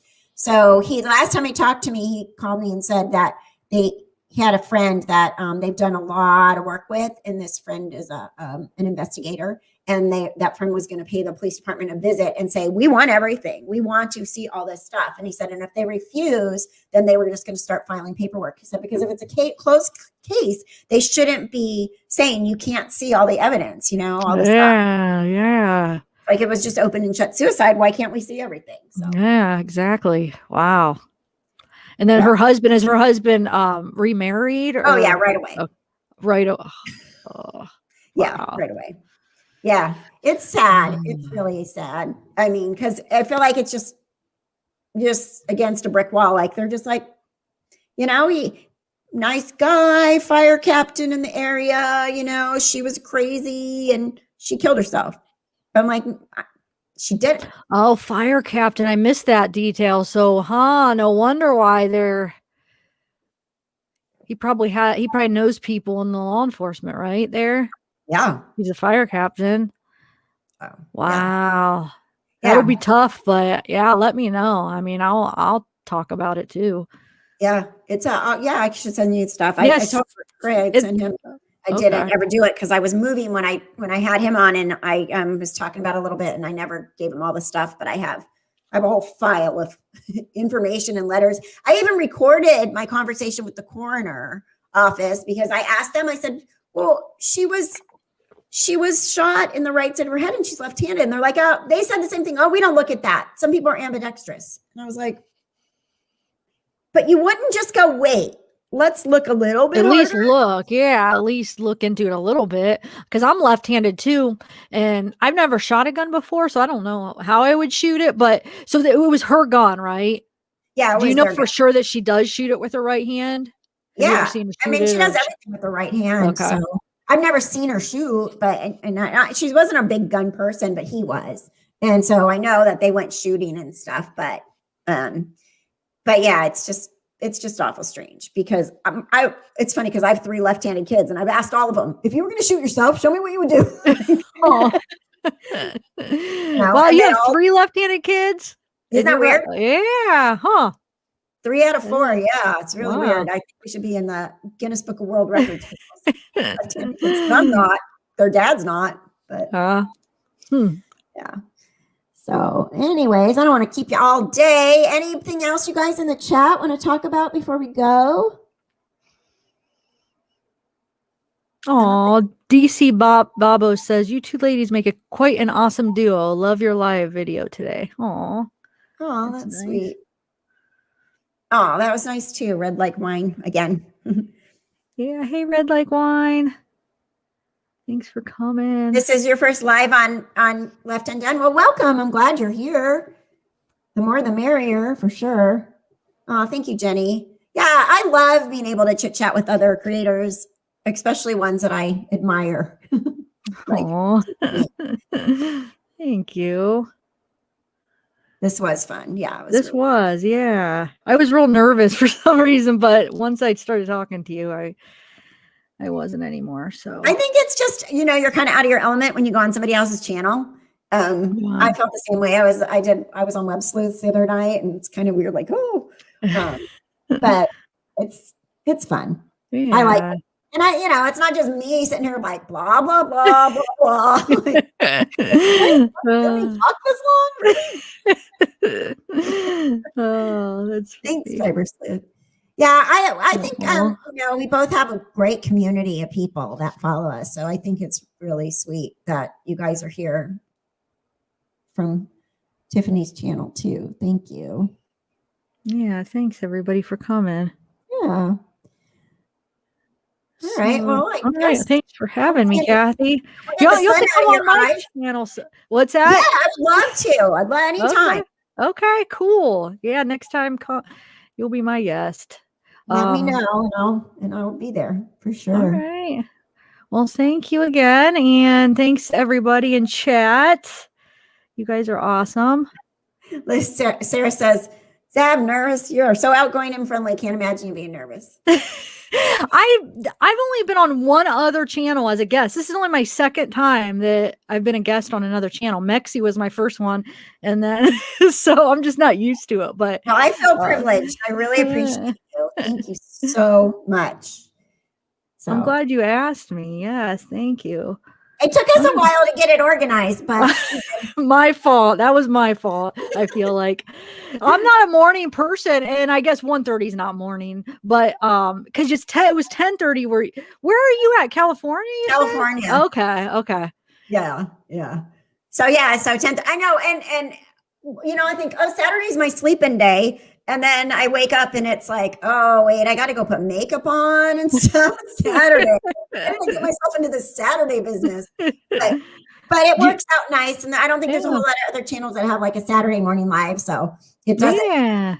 You do it every Saturday then? I do. I've been doing it every Saturday. I wasn't planning on even ever showing my face on my channel. Like the first videos I did are just like me talking and then showing clips and stuff like that. And then people are like, you should do live stream. I'm like, I don't really want to show you me. And then I kept getting, that like, come on, do live streams. I'm like, okay. So then I did a live stream. Then I'm like, well, okay, I might as well just, here I am. Now you know who I am. So I changed it up a little bit on the video because people were like, we like seeing you. Like, okay. Yeah. So yeah, but I'm enjoying it. I like it. It's, it's a great side gig for sure. Yeah. So. Let's see. It's very rewarding, I feel like, at least for me. It's very rewarding meeting awesome people and feeling that you hopefully make a difference in some way, at least we're trying to, I feel like. I agree. And that's why I said, the reason I'm a nurse is because I like being able to make a difference. Yes, I get a paycheck for it, but my whole purpose is to do good. And I feel like with this as well, I feel like makes a difference. We can bring awareness. We can keep stories alive. I mean, stories like that the mainstream media is not doing a whole lot with, we can keep it out there in the community and stuff. So, yeah, I like that. We can make a difference, but we have to be, we have to, like you and I both really try to do, is not beat a dead horse, and not cause more trouble for anyone. You know what I mean? Yeah. Yep. Try to keep awareness and talk about things and speculate. Yeah, but not to accuse, and that stuff is really hard. Definitely. There's a lot of responsibility, especially once you get a big following where people trust you. So you have to make sure that what you put out there is right. The weird mom's do you see the weird mom? She's here. We were talking about you earlier, weird mom. We talked about you a little while ago. Yeah. All right, Kathy. Well, thank you so much. And next time, you'll be a guest on my show. We can just go back and forth. We can kind of do this. Yeah, for sure. Every once in a while. All right, cool. That's wonderful. All right. I'll let you go. Okay, bye. Bye. That was fun. That was really fun. Thank you guys. Everybody was so nice in the chat too. I'm so appreciative. I didn't see any trouble going on in chat. Yay. And I appreciate you all. So tonight, yes, G-Dubs, Kathy is going on. That's what I was just going to say. Web Sleuths tonight for Woo Woo Night. Looking forward to that. Left Undone. Yeah. So I'm going to come on and tell you some of my hospice weird things that happened when I was a hospice nurse. They're really interesting. They give me a lot of hope about what happens after we die. And I got some good stories. I've told you guys a few, sometimes on here if you've been in live streams and I've talked about it, but I am going to be on there on, I think, 7:00 my time. So 10, she has a guest for the first hour that she's going on at 9:00 East Coast time. And then I will come on for the second hour. And so I think it's 10 p.m. Eastern time. So that's 9 Central, 8 Mountain, and 7 Pacific. Yeah, got that right.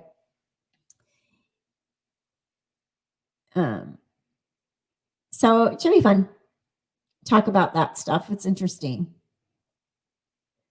And yeah, woo-woo is a good time. Oh, Trisha is so funny. She is funny. And she's like, and in my own mind, I'm a psychiatrist. In my own mind, I'm like, this cracks me up. So thank you guys all for being here. And for anybody that donated on the super chat, I really, really, really appreciate it. Catherine needs to get her backyard in. I have a dirt backyard, and my timeline is coming to a screeching halt where I have to do it. So I have plans. I got a contractor and everything. And I'm like, thank you, Eleni. Very much appreciated. Thank you so much.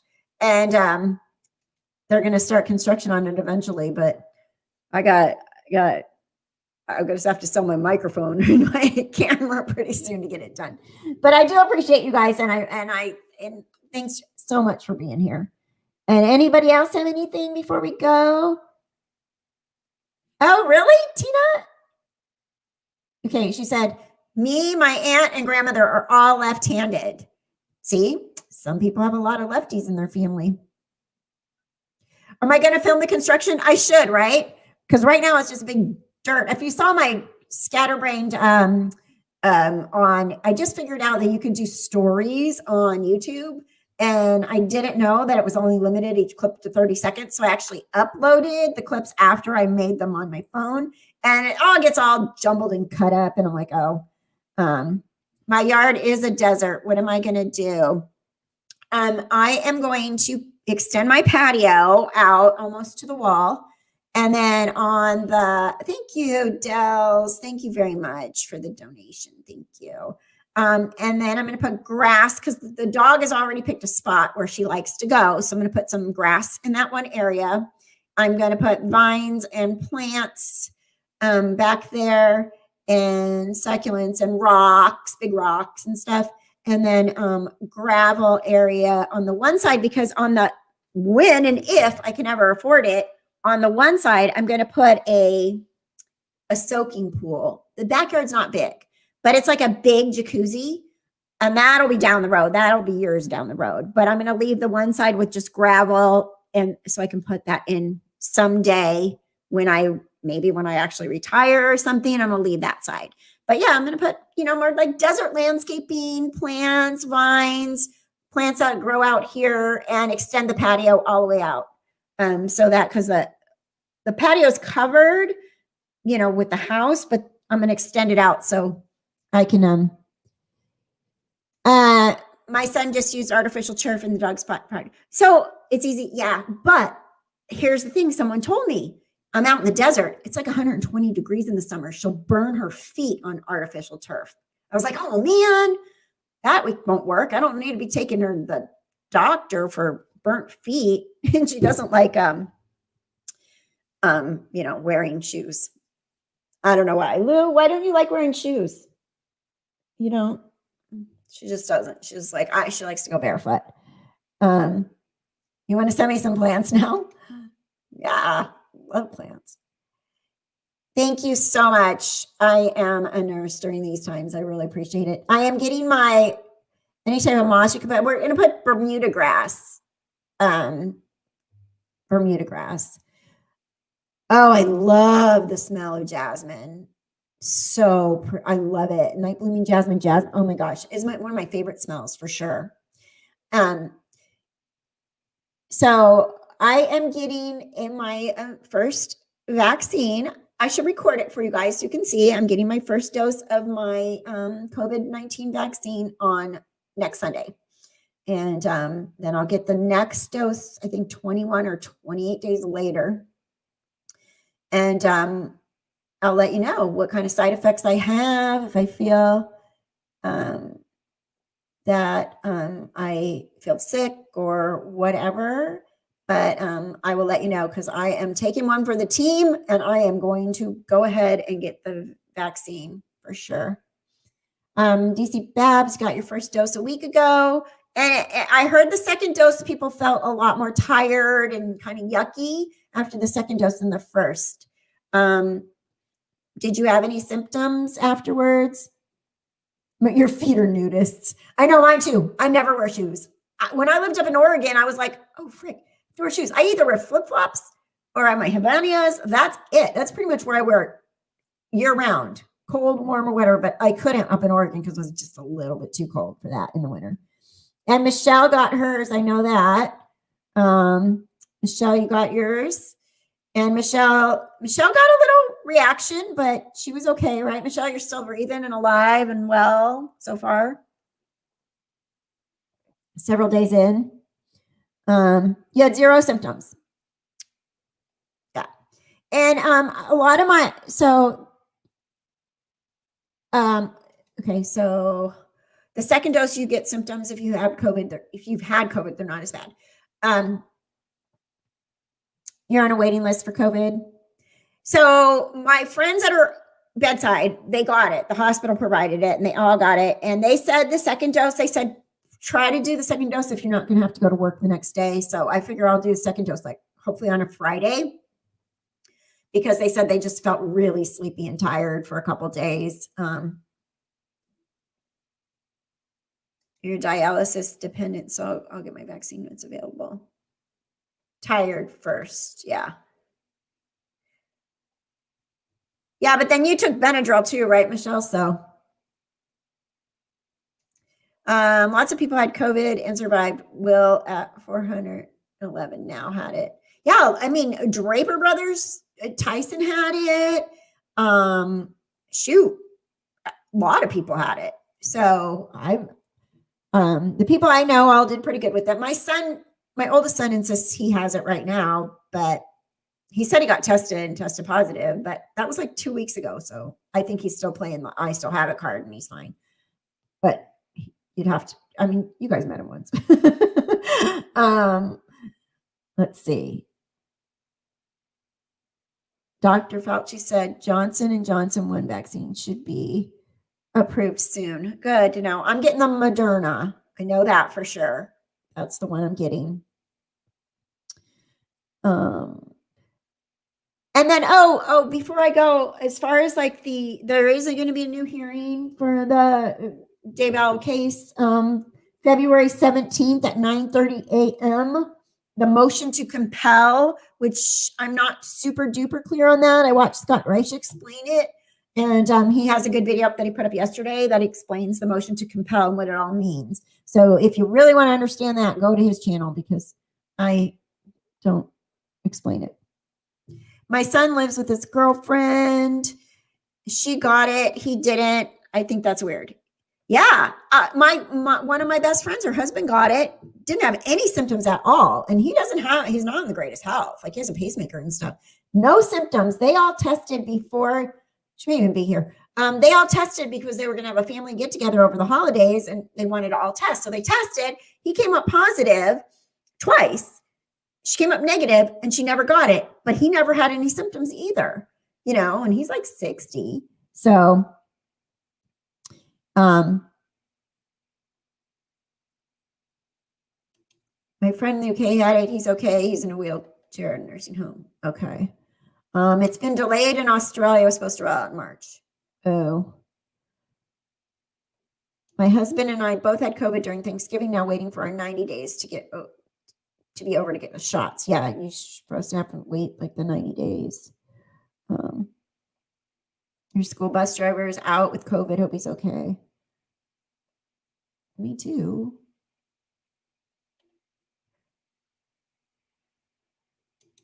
Oh, There's nothing I'd rather be called than kind. That's so true, right? Sensible crime. Kind is like the best compliment of all. Princess, I have needle phobia. Really hard to watch the news these days because they're showing everybody getting shots.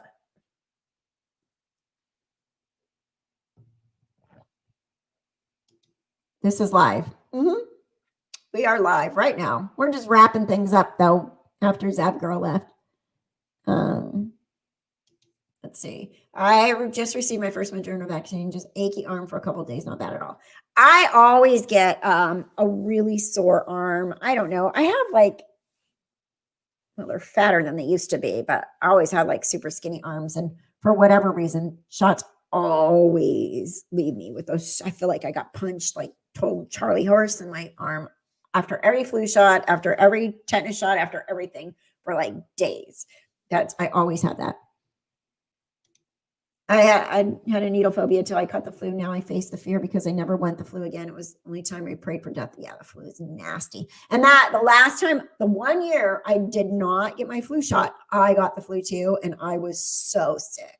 I thought I was going to die. It was awful. And I get it every year. Several times my family members have been ventilators and recovered. Don't assume it's death sentence. Yeah. My biggest thing with COVID is when they run out of ICU beds and run out of ventilators and run out of oxygen tanks and all that stuff. That's my biggest fear. I feel like if I could get good care, get to a good hospital, and if I was really sick with it, they would be able to save me. But my biggest fear is when it goes rampant and there's not enough beds. You know, there's not enough nurses. There's not enough. Like, that's the biggest scary part about it. For me. Yes. ZAV girl was here for 90 minutes and she just left. And that was really, you know, I wish that was true, that COVID was fake. I really do. But I just spent my entire year on hold, not seeing my grandkids, watching people get sick, knowing people that died, and it's not fake. I can't even go there with that. It's how my son reacts to the vaccine. Oh, yeah. Okay. So I heard the shingles vaccine reaction, like the after effects of it, really bad. Makes me a little nervous. I asked my mom if she got you are not a nurse because you would not call it fake. What kind of nurse are you? Baloney. You're a troll right now. Okay. Where do you work? So nobody you know got COVID. Nobody. I can't. I'm sorry. Robbie, I don't know if he's still here, but both of his grandparents died of it, you know? I'm a nurse. I'm a registered nurse. I've been a registered nurse since 2002. I go to webinars and conferences and see the numbers and do my research, and it doesn't mean that it's not fake. I'm sorry, it's not fake. I do agree it became political. I do believe it became political. And I do believe that it was used in a lot of ways politically, but it's still real. Okay. Well, go work on the COVID floor. One of my good friends works on the COVID floor, and, she made a live stream on her Facebook about a month ago, and she worked 14 hours that day. She was in tears. She couldn't get a bed on the ICU unit for one of her patients who needed an ICU bed really, really bad. It's in Orange County, California. She was exhausted. She said they were running out of oxygen supplies and everything in the hospital, and it was scary as poo. So, okay. Yeah, it's a pandemic. It's and unfortunately, yeah, you're the only nurse that I know, that I don't know, that I know that is calling it fake. So, But anyways. Yes, the plasma helps other people. If you did have it and you have the antibodies, that your plasma is actually really, really important to donate. My daughter-in-law got it, then her 17-year-old son, then my son, then the 13-year-old son, their 18-year-old daughter didn't. She may have been one of those that have no symptoms and brought it home. Right.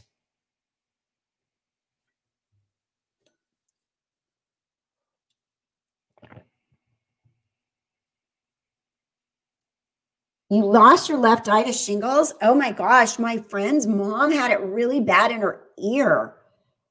I need to get the shingles vaccine at some point. How old is the recommendation for the shingles vaccine? Is it still 60 or is it younger?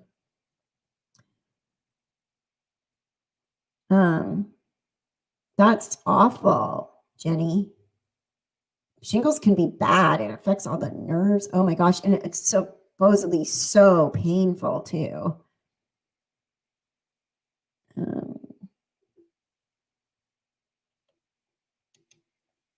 True. Good point.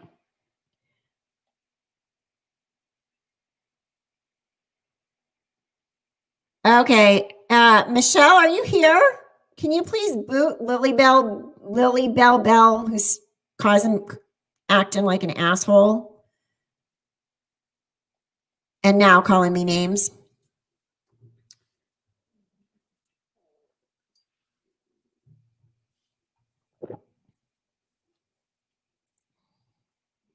Troll. We almost made it without any of those freaking trolls. Stupid. Huh, Lord. I came down with shingles 2 weeks after my doctor told me I was too young to get the vaccine. Oh, gosh. Talk about coincidence. Oh, you guys, as far as my channel memberships go, I did get rid of all the levels above cold case. Cold case, it's the $1.99 level.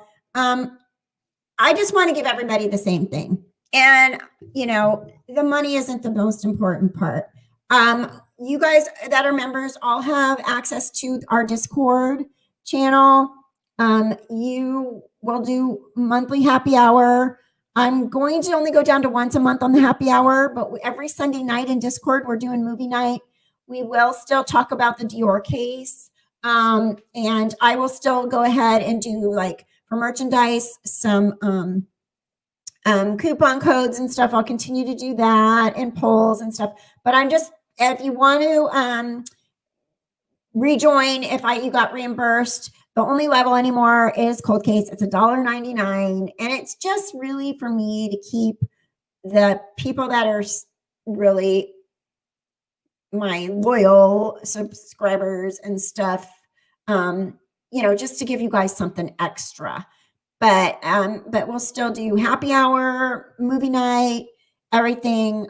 I'm just so busy with work, and the higher levels I was doing the Zoom calls and that kind of stuff, but I just don't really have time, and I don't want to burn out on this. I want to keep this channel the same. And I don't want to make it expensive. I just want you guys to join for the $1.99. It helps support the channel, and I know who you are. Thank you, Jenny. And that's why I got rid of the 3 higher levels, just not because I was getting rid of you, but I was just wanting to kind of streamline things and keep it real.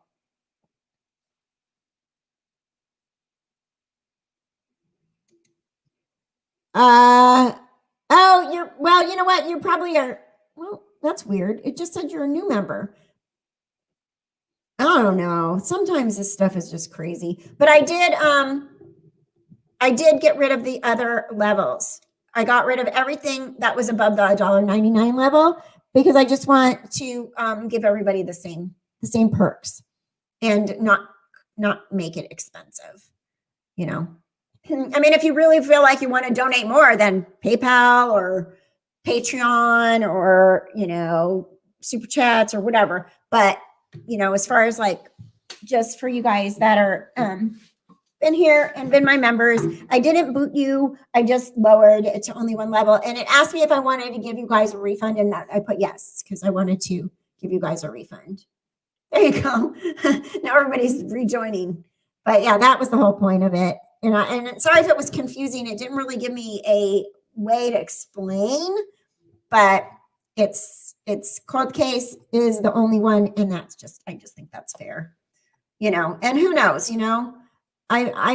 if I did this full time, I could feel like I was a lot more able to do more and be involved in more perks and stuff. But that my day job costs a lot of my time. And so I don't want to make you guys think that you're donating to something that I can't do. But I'm still going to do as much as I can. Just everybody's just at $1.99, whatever you want to do. Okay.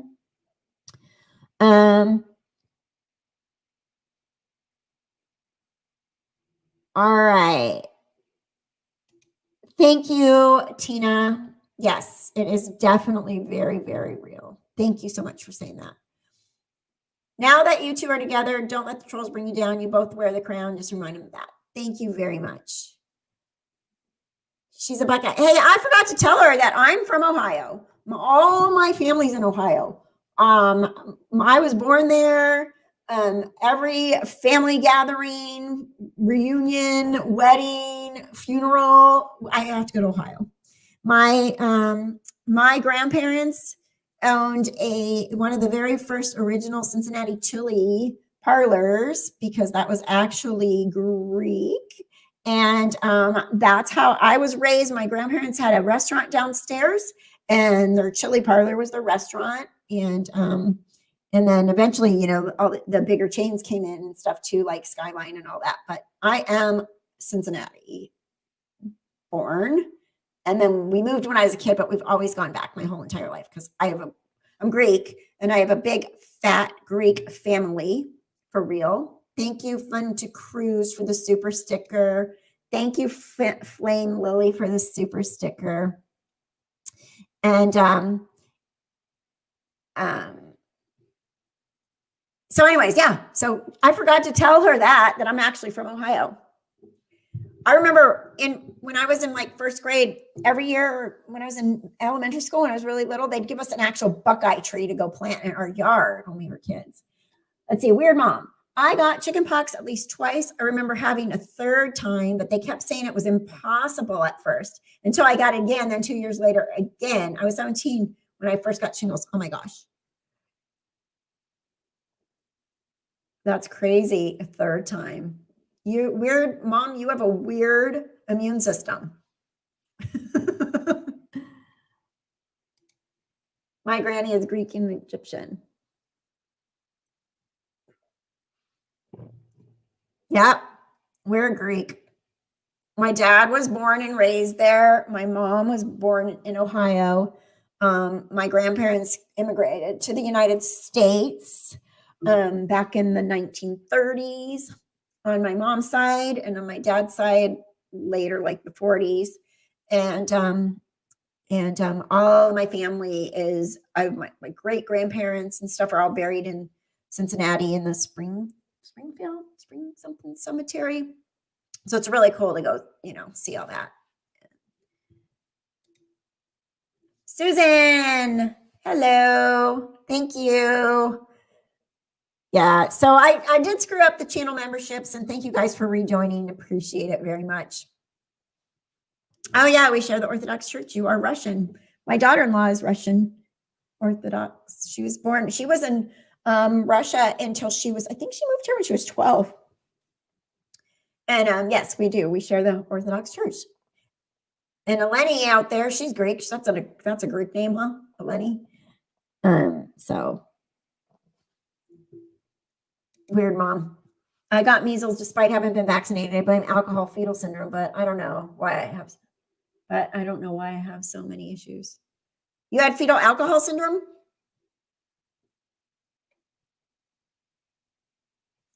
Yes. Welcome, welcome.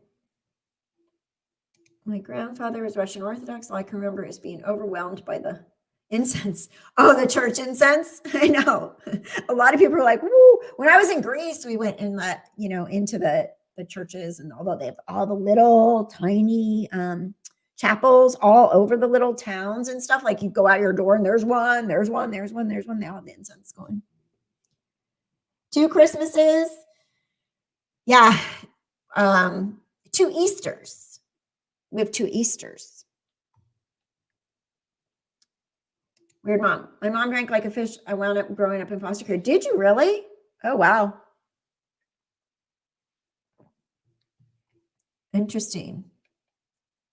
But yeah, you definitely have a weird immune system, weird mom, for sure, to be getting all those over and over again.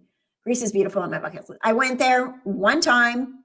I did put up my, I have to finish. My friends, my cousin probably are like, Kathy, you were supposed to make that video for a long time ago, and I haven't finished it, but I did do part 1 of our trip to Greece. We went to Athens, then we went to my dad's hometown, then we went to Lefkada, which is an island, and then we went to Parga, and it was beautiful. Beautiful. And I can't wait to go back, and I want to go right now. That's right. It's Jewish, so I got pretty much every, okay, yep. You got to do everything. Like, okay, what are we celebrating today? Oh, thank you, Michelle. Thank you. Yeah. I can't imagine being raised in foster care and not having a solid home. Like, that just would be so hard.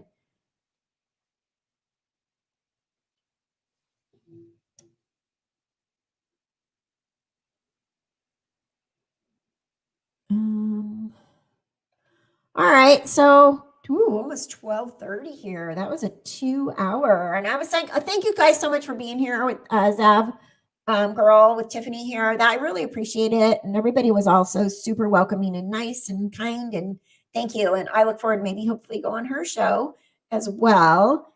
And if you were a channel member and you got your money back or whatever, and you want to still be a channel member, the cold case level is still here. Absolutely, still going to do it. And if you members need the Discord link, we will put it in the community tab under members only so that you can come join us tomorrow night. We've been watching Truth Be Told on Apple Plus and the morning show. And then once we get through those, we'll start another one. Servant is good. Defending Jacob is good.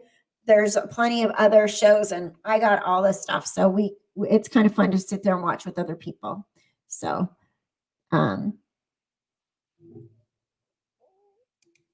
Lisa Montgomery's story is interesting, right on the money with her story. Thank you. Oh, that's another one that got political. Oh my gosh, people came out of the woodwork to tell me that I had a bad attitude when I was telling that story. Again, I am going to have, I'm not a newscaster, and I do have opinions, believe me. I'm the oldest of 4 kids. I got opinions. You guys, I toned down my opinions, but I'm also an OB nurse, and those kind of stories just really, like, I've been in thousands of deliveries.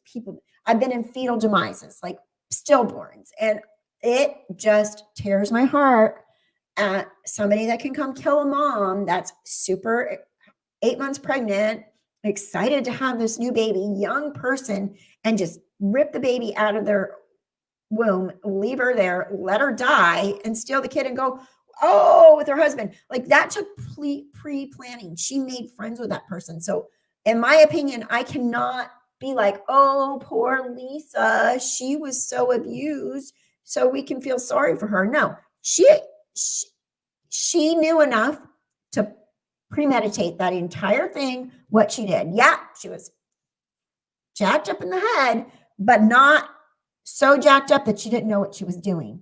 She knew what she was doing. And people that came at me on that one for having why don't you tell the story about Lisa's problems and have the same attitude that you did about, with Bobby Joe, like you were, yeah, I was completely on Bobby Joe's side. I'm not pretending to be neutral on that one. She planned, she manipulated, and she is dead now. She was the first federal inmate to be executed in like 70 years. And they did just put her to death this month. And, you know, the death penalty, yeah, I go back and forth on if I believe in it, but we know for a fact she did it. We know for a fact. Like, I'm sure there's people on death row, and this is why I hesitate about the death penalty, because there are people that have been put to death that are innocent. But Lisa did it. We know for a fact she did it. And she pre-planned it. And so I have no problem with the fact that they put her to death. I just don't. And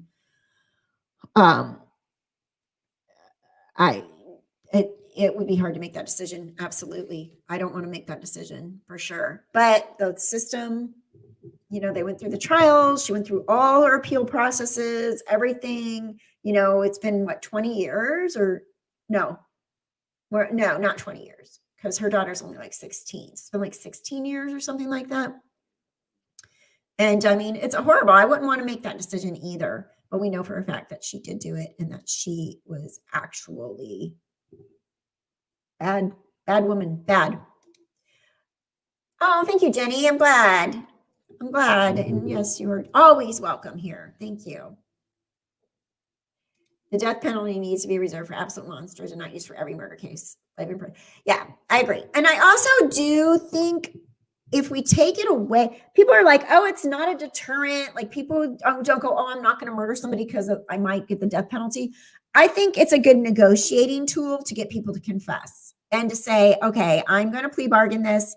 I don't want the death penalty. I will take life in prison. I think if you take that off the table, you have more people that are going to say, I don't got nothing to lose. I'm not going to get put to death. I'm going to say not guilty. You're going to have more cases going through trial and spending money on resources. And, you know, so I think it's to have it for, like, somebody say, Chad and Lori, you know, the death penalty's on the table, but if you want to talk, we'll take that off the table and go ahead and confess and you get life in prison, you know, something like that.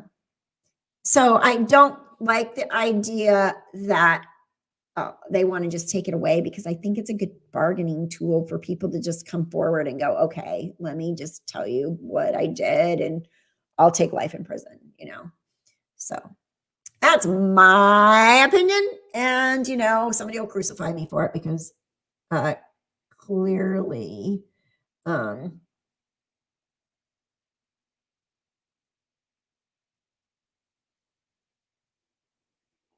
I would feel better about the death penalty if defendant was given a chance to take it off the table than it would be on them. Right. Exactly. Yeah.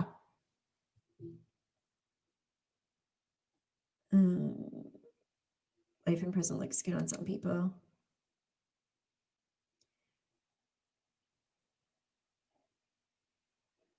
Yes. So, you know, there's a lot to think about. And when you're thinking about things and how things work, and nothing is just black and white, right? There's other reasons. Like, so I just think that, you know, if we get rid of every, you know, okay, we don't want to kill people, right? That's not an eye for an eye, all that stuff. But nobody wants to kill people. But I think there's some really horrible monsters out there that they absolutely know did it. And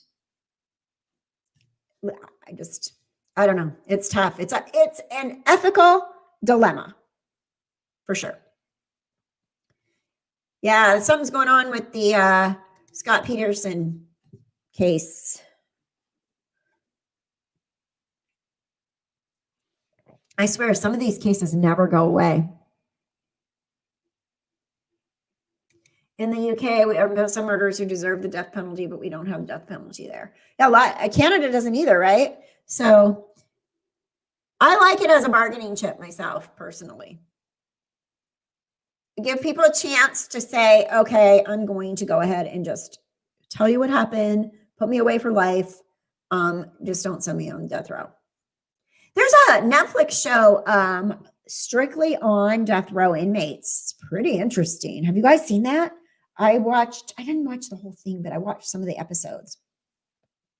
Scott Peterson is trying to rewrite history. What? Michelle, what? Oh my God, it's a mod now at Left Undone. What are you talking about?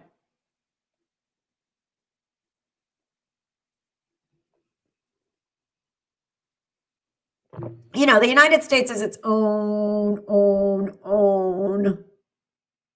unique country. And when I was in Greece, I'm like, why'd they leave this place? This place is amazing. But you got to remember at the time, the land of opportunity, you could come to the US back then and start businesses. And my grandparents did. They came over here with, you know, not that much money. They saved up, they got on a ship, they came over here, they started businesses. What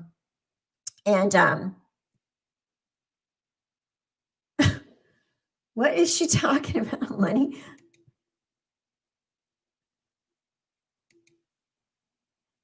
I don't, I'm so confused about what Lenny and Michelle. Michelle, you need, how do you send my, what? I don't know what you're talking about. I have 2 mod accounts. The other accounts started working again. Oh my God. You are driving me insane, lady. You're lucky I like you. You know what, Michelle? Remember the manager thing? I went and took you out of that again because it still showed you as that today. So maybe that's why the mod thing started working. I don't freaking know. I'm not the IT department.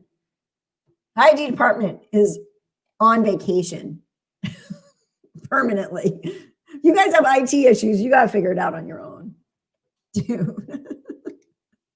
So just to let you know what I'm talking about, Michelle's been a mod, right? But then I made her something so she could go see to cross-reference people on who was actually a member and who wasn't, to put them in Discord. And so I made her a manager, right?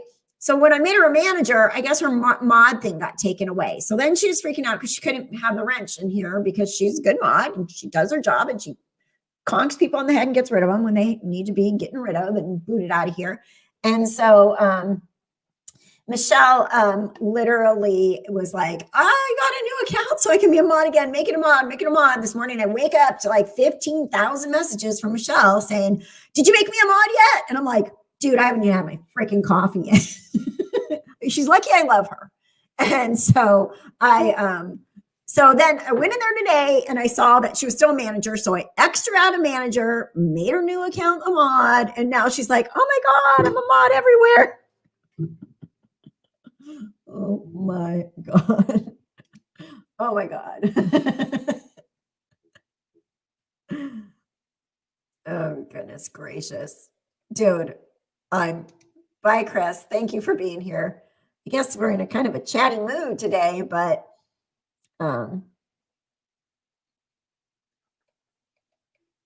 I clearly, you like to drive me crazy. Yes, you do. It's, you know, you and my mother, both of you.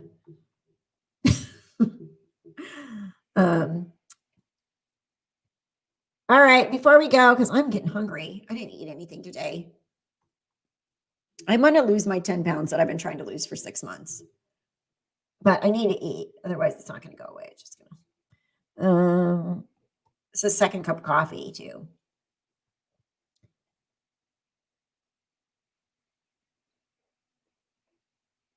So, all right. Well, you guys are, thank you. Thank you, Kristen. Appreciate it. Thank you. Get some rest.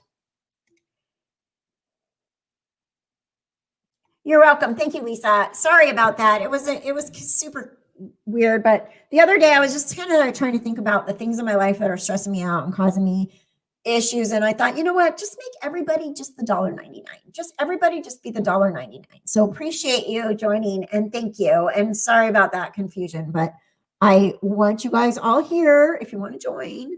And I'm glad you're here.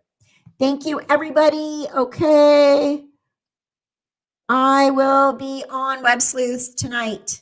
So I'm going to go try to rack my brain and remember all my good stories, my hospice stories. So join me there. You have superpowers. That's for sure. Definitely. All right. Bye, everyone. Bye, Dells. I will see you tonight.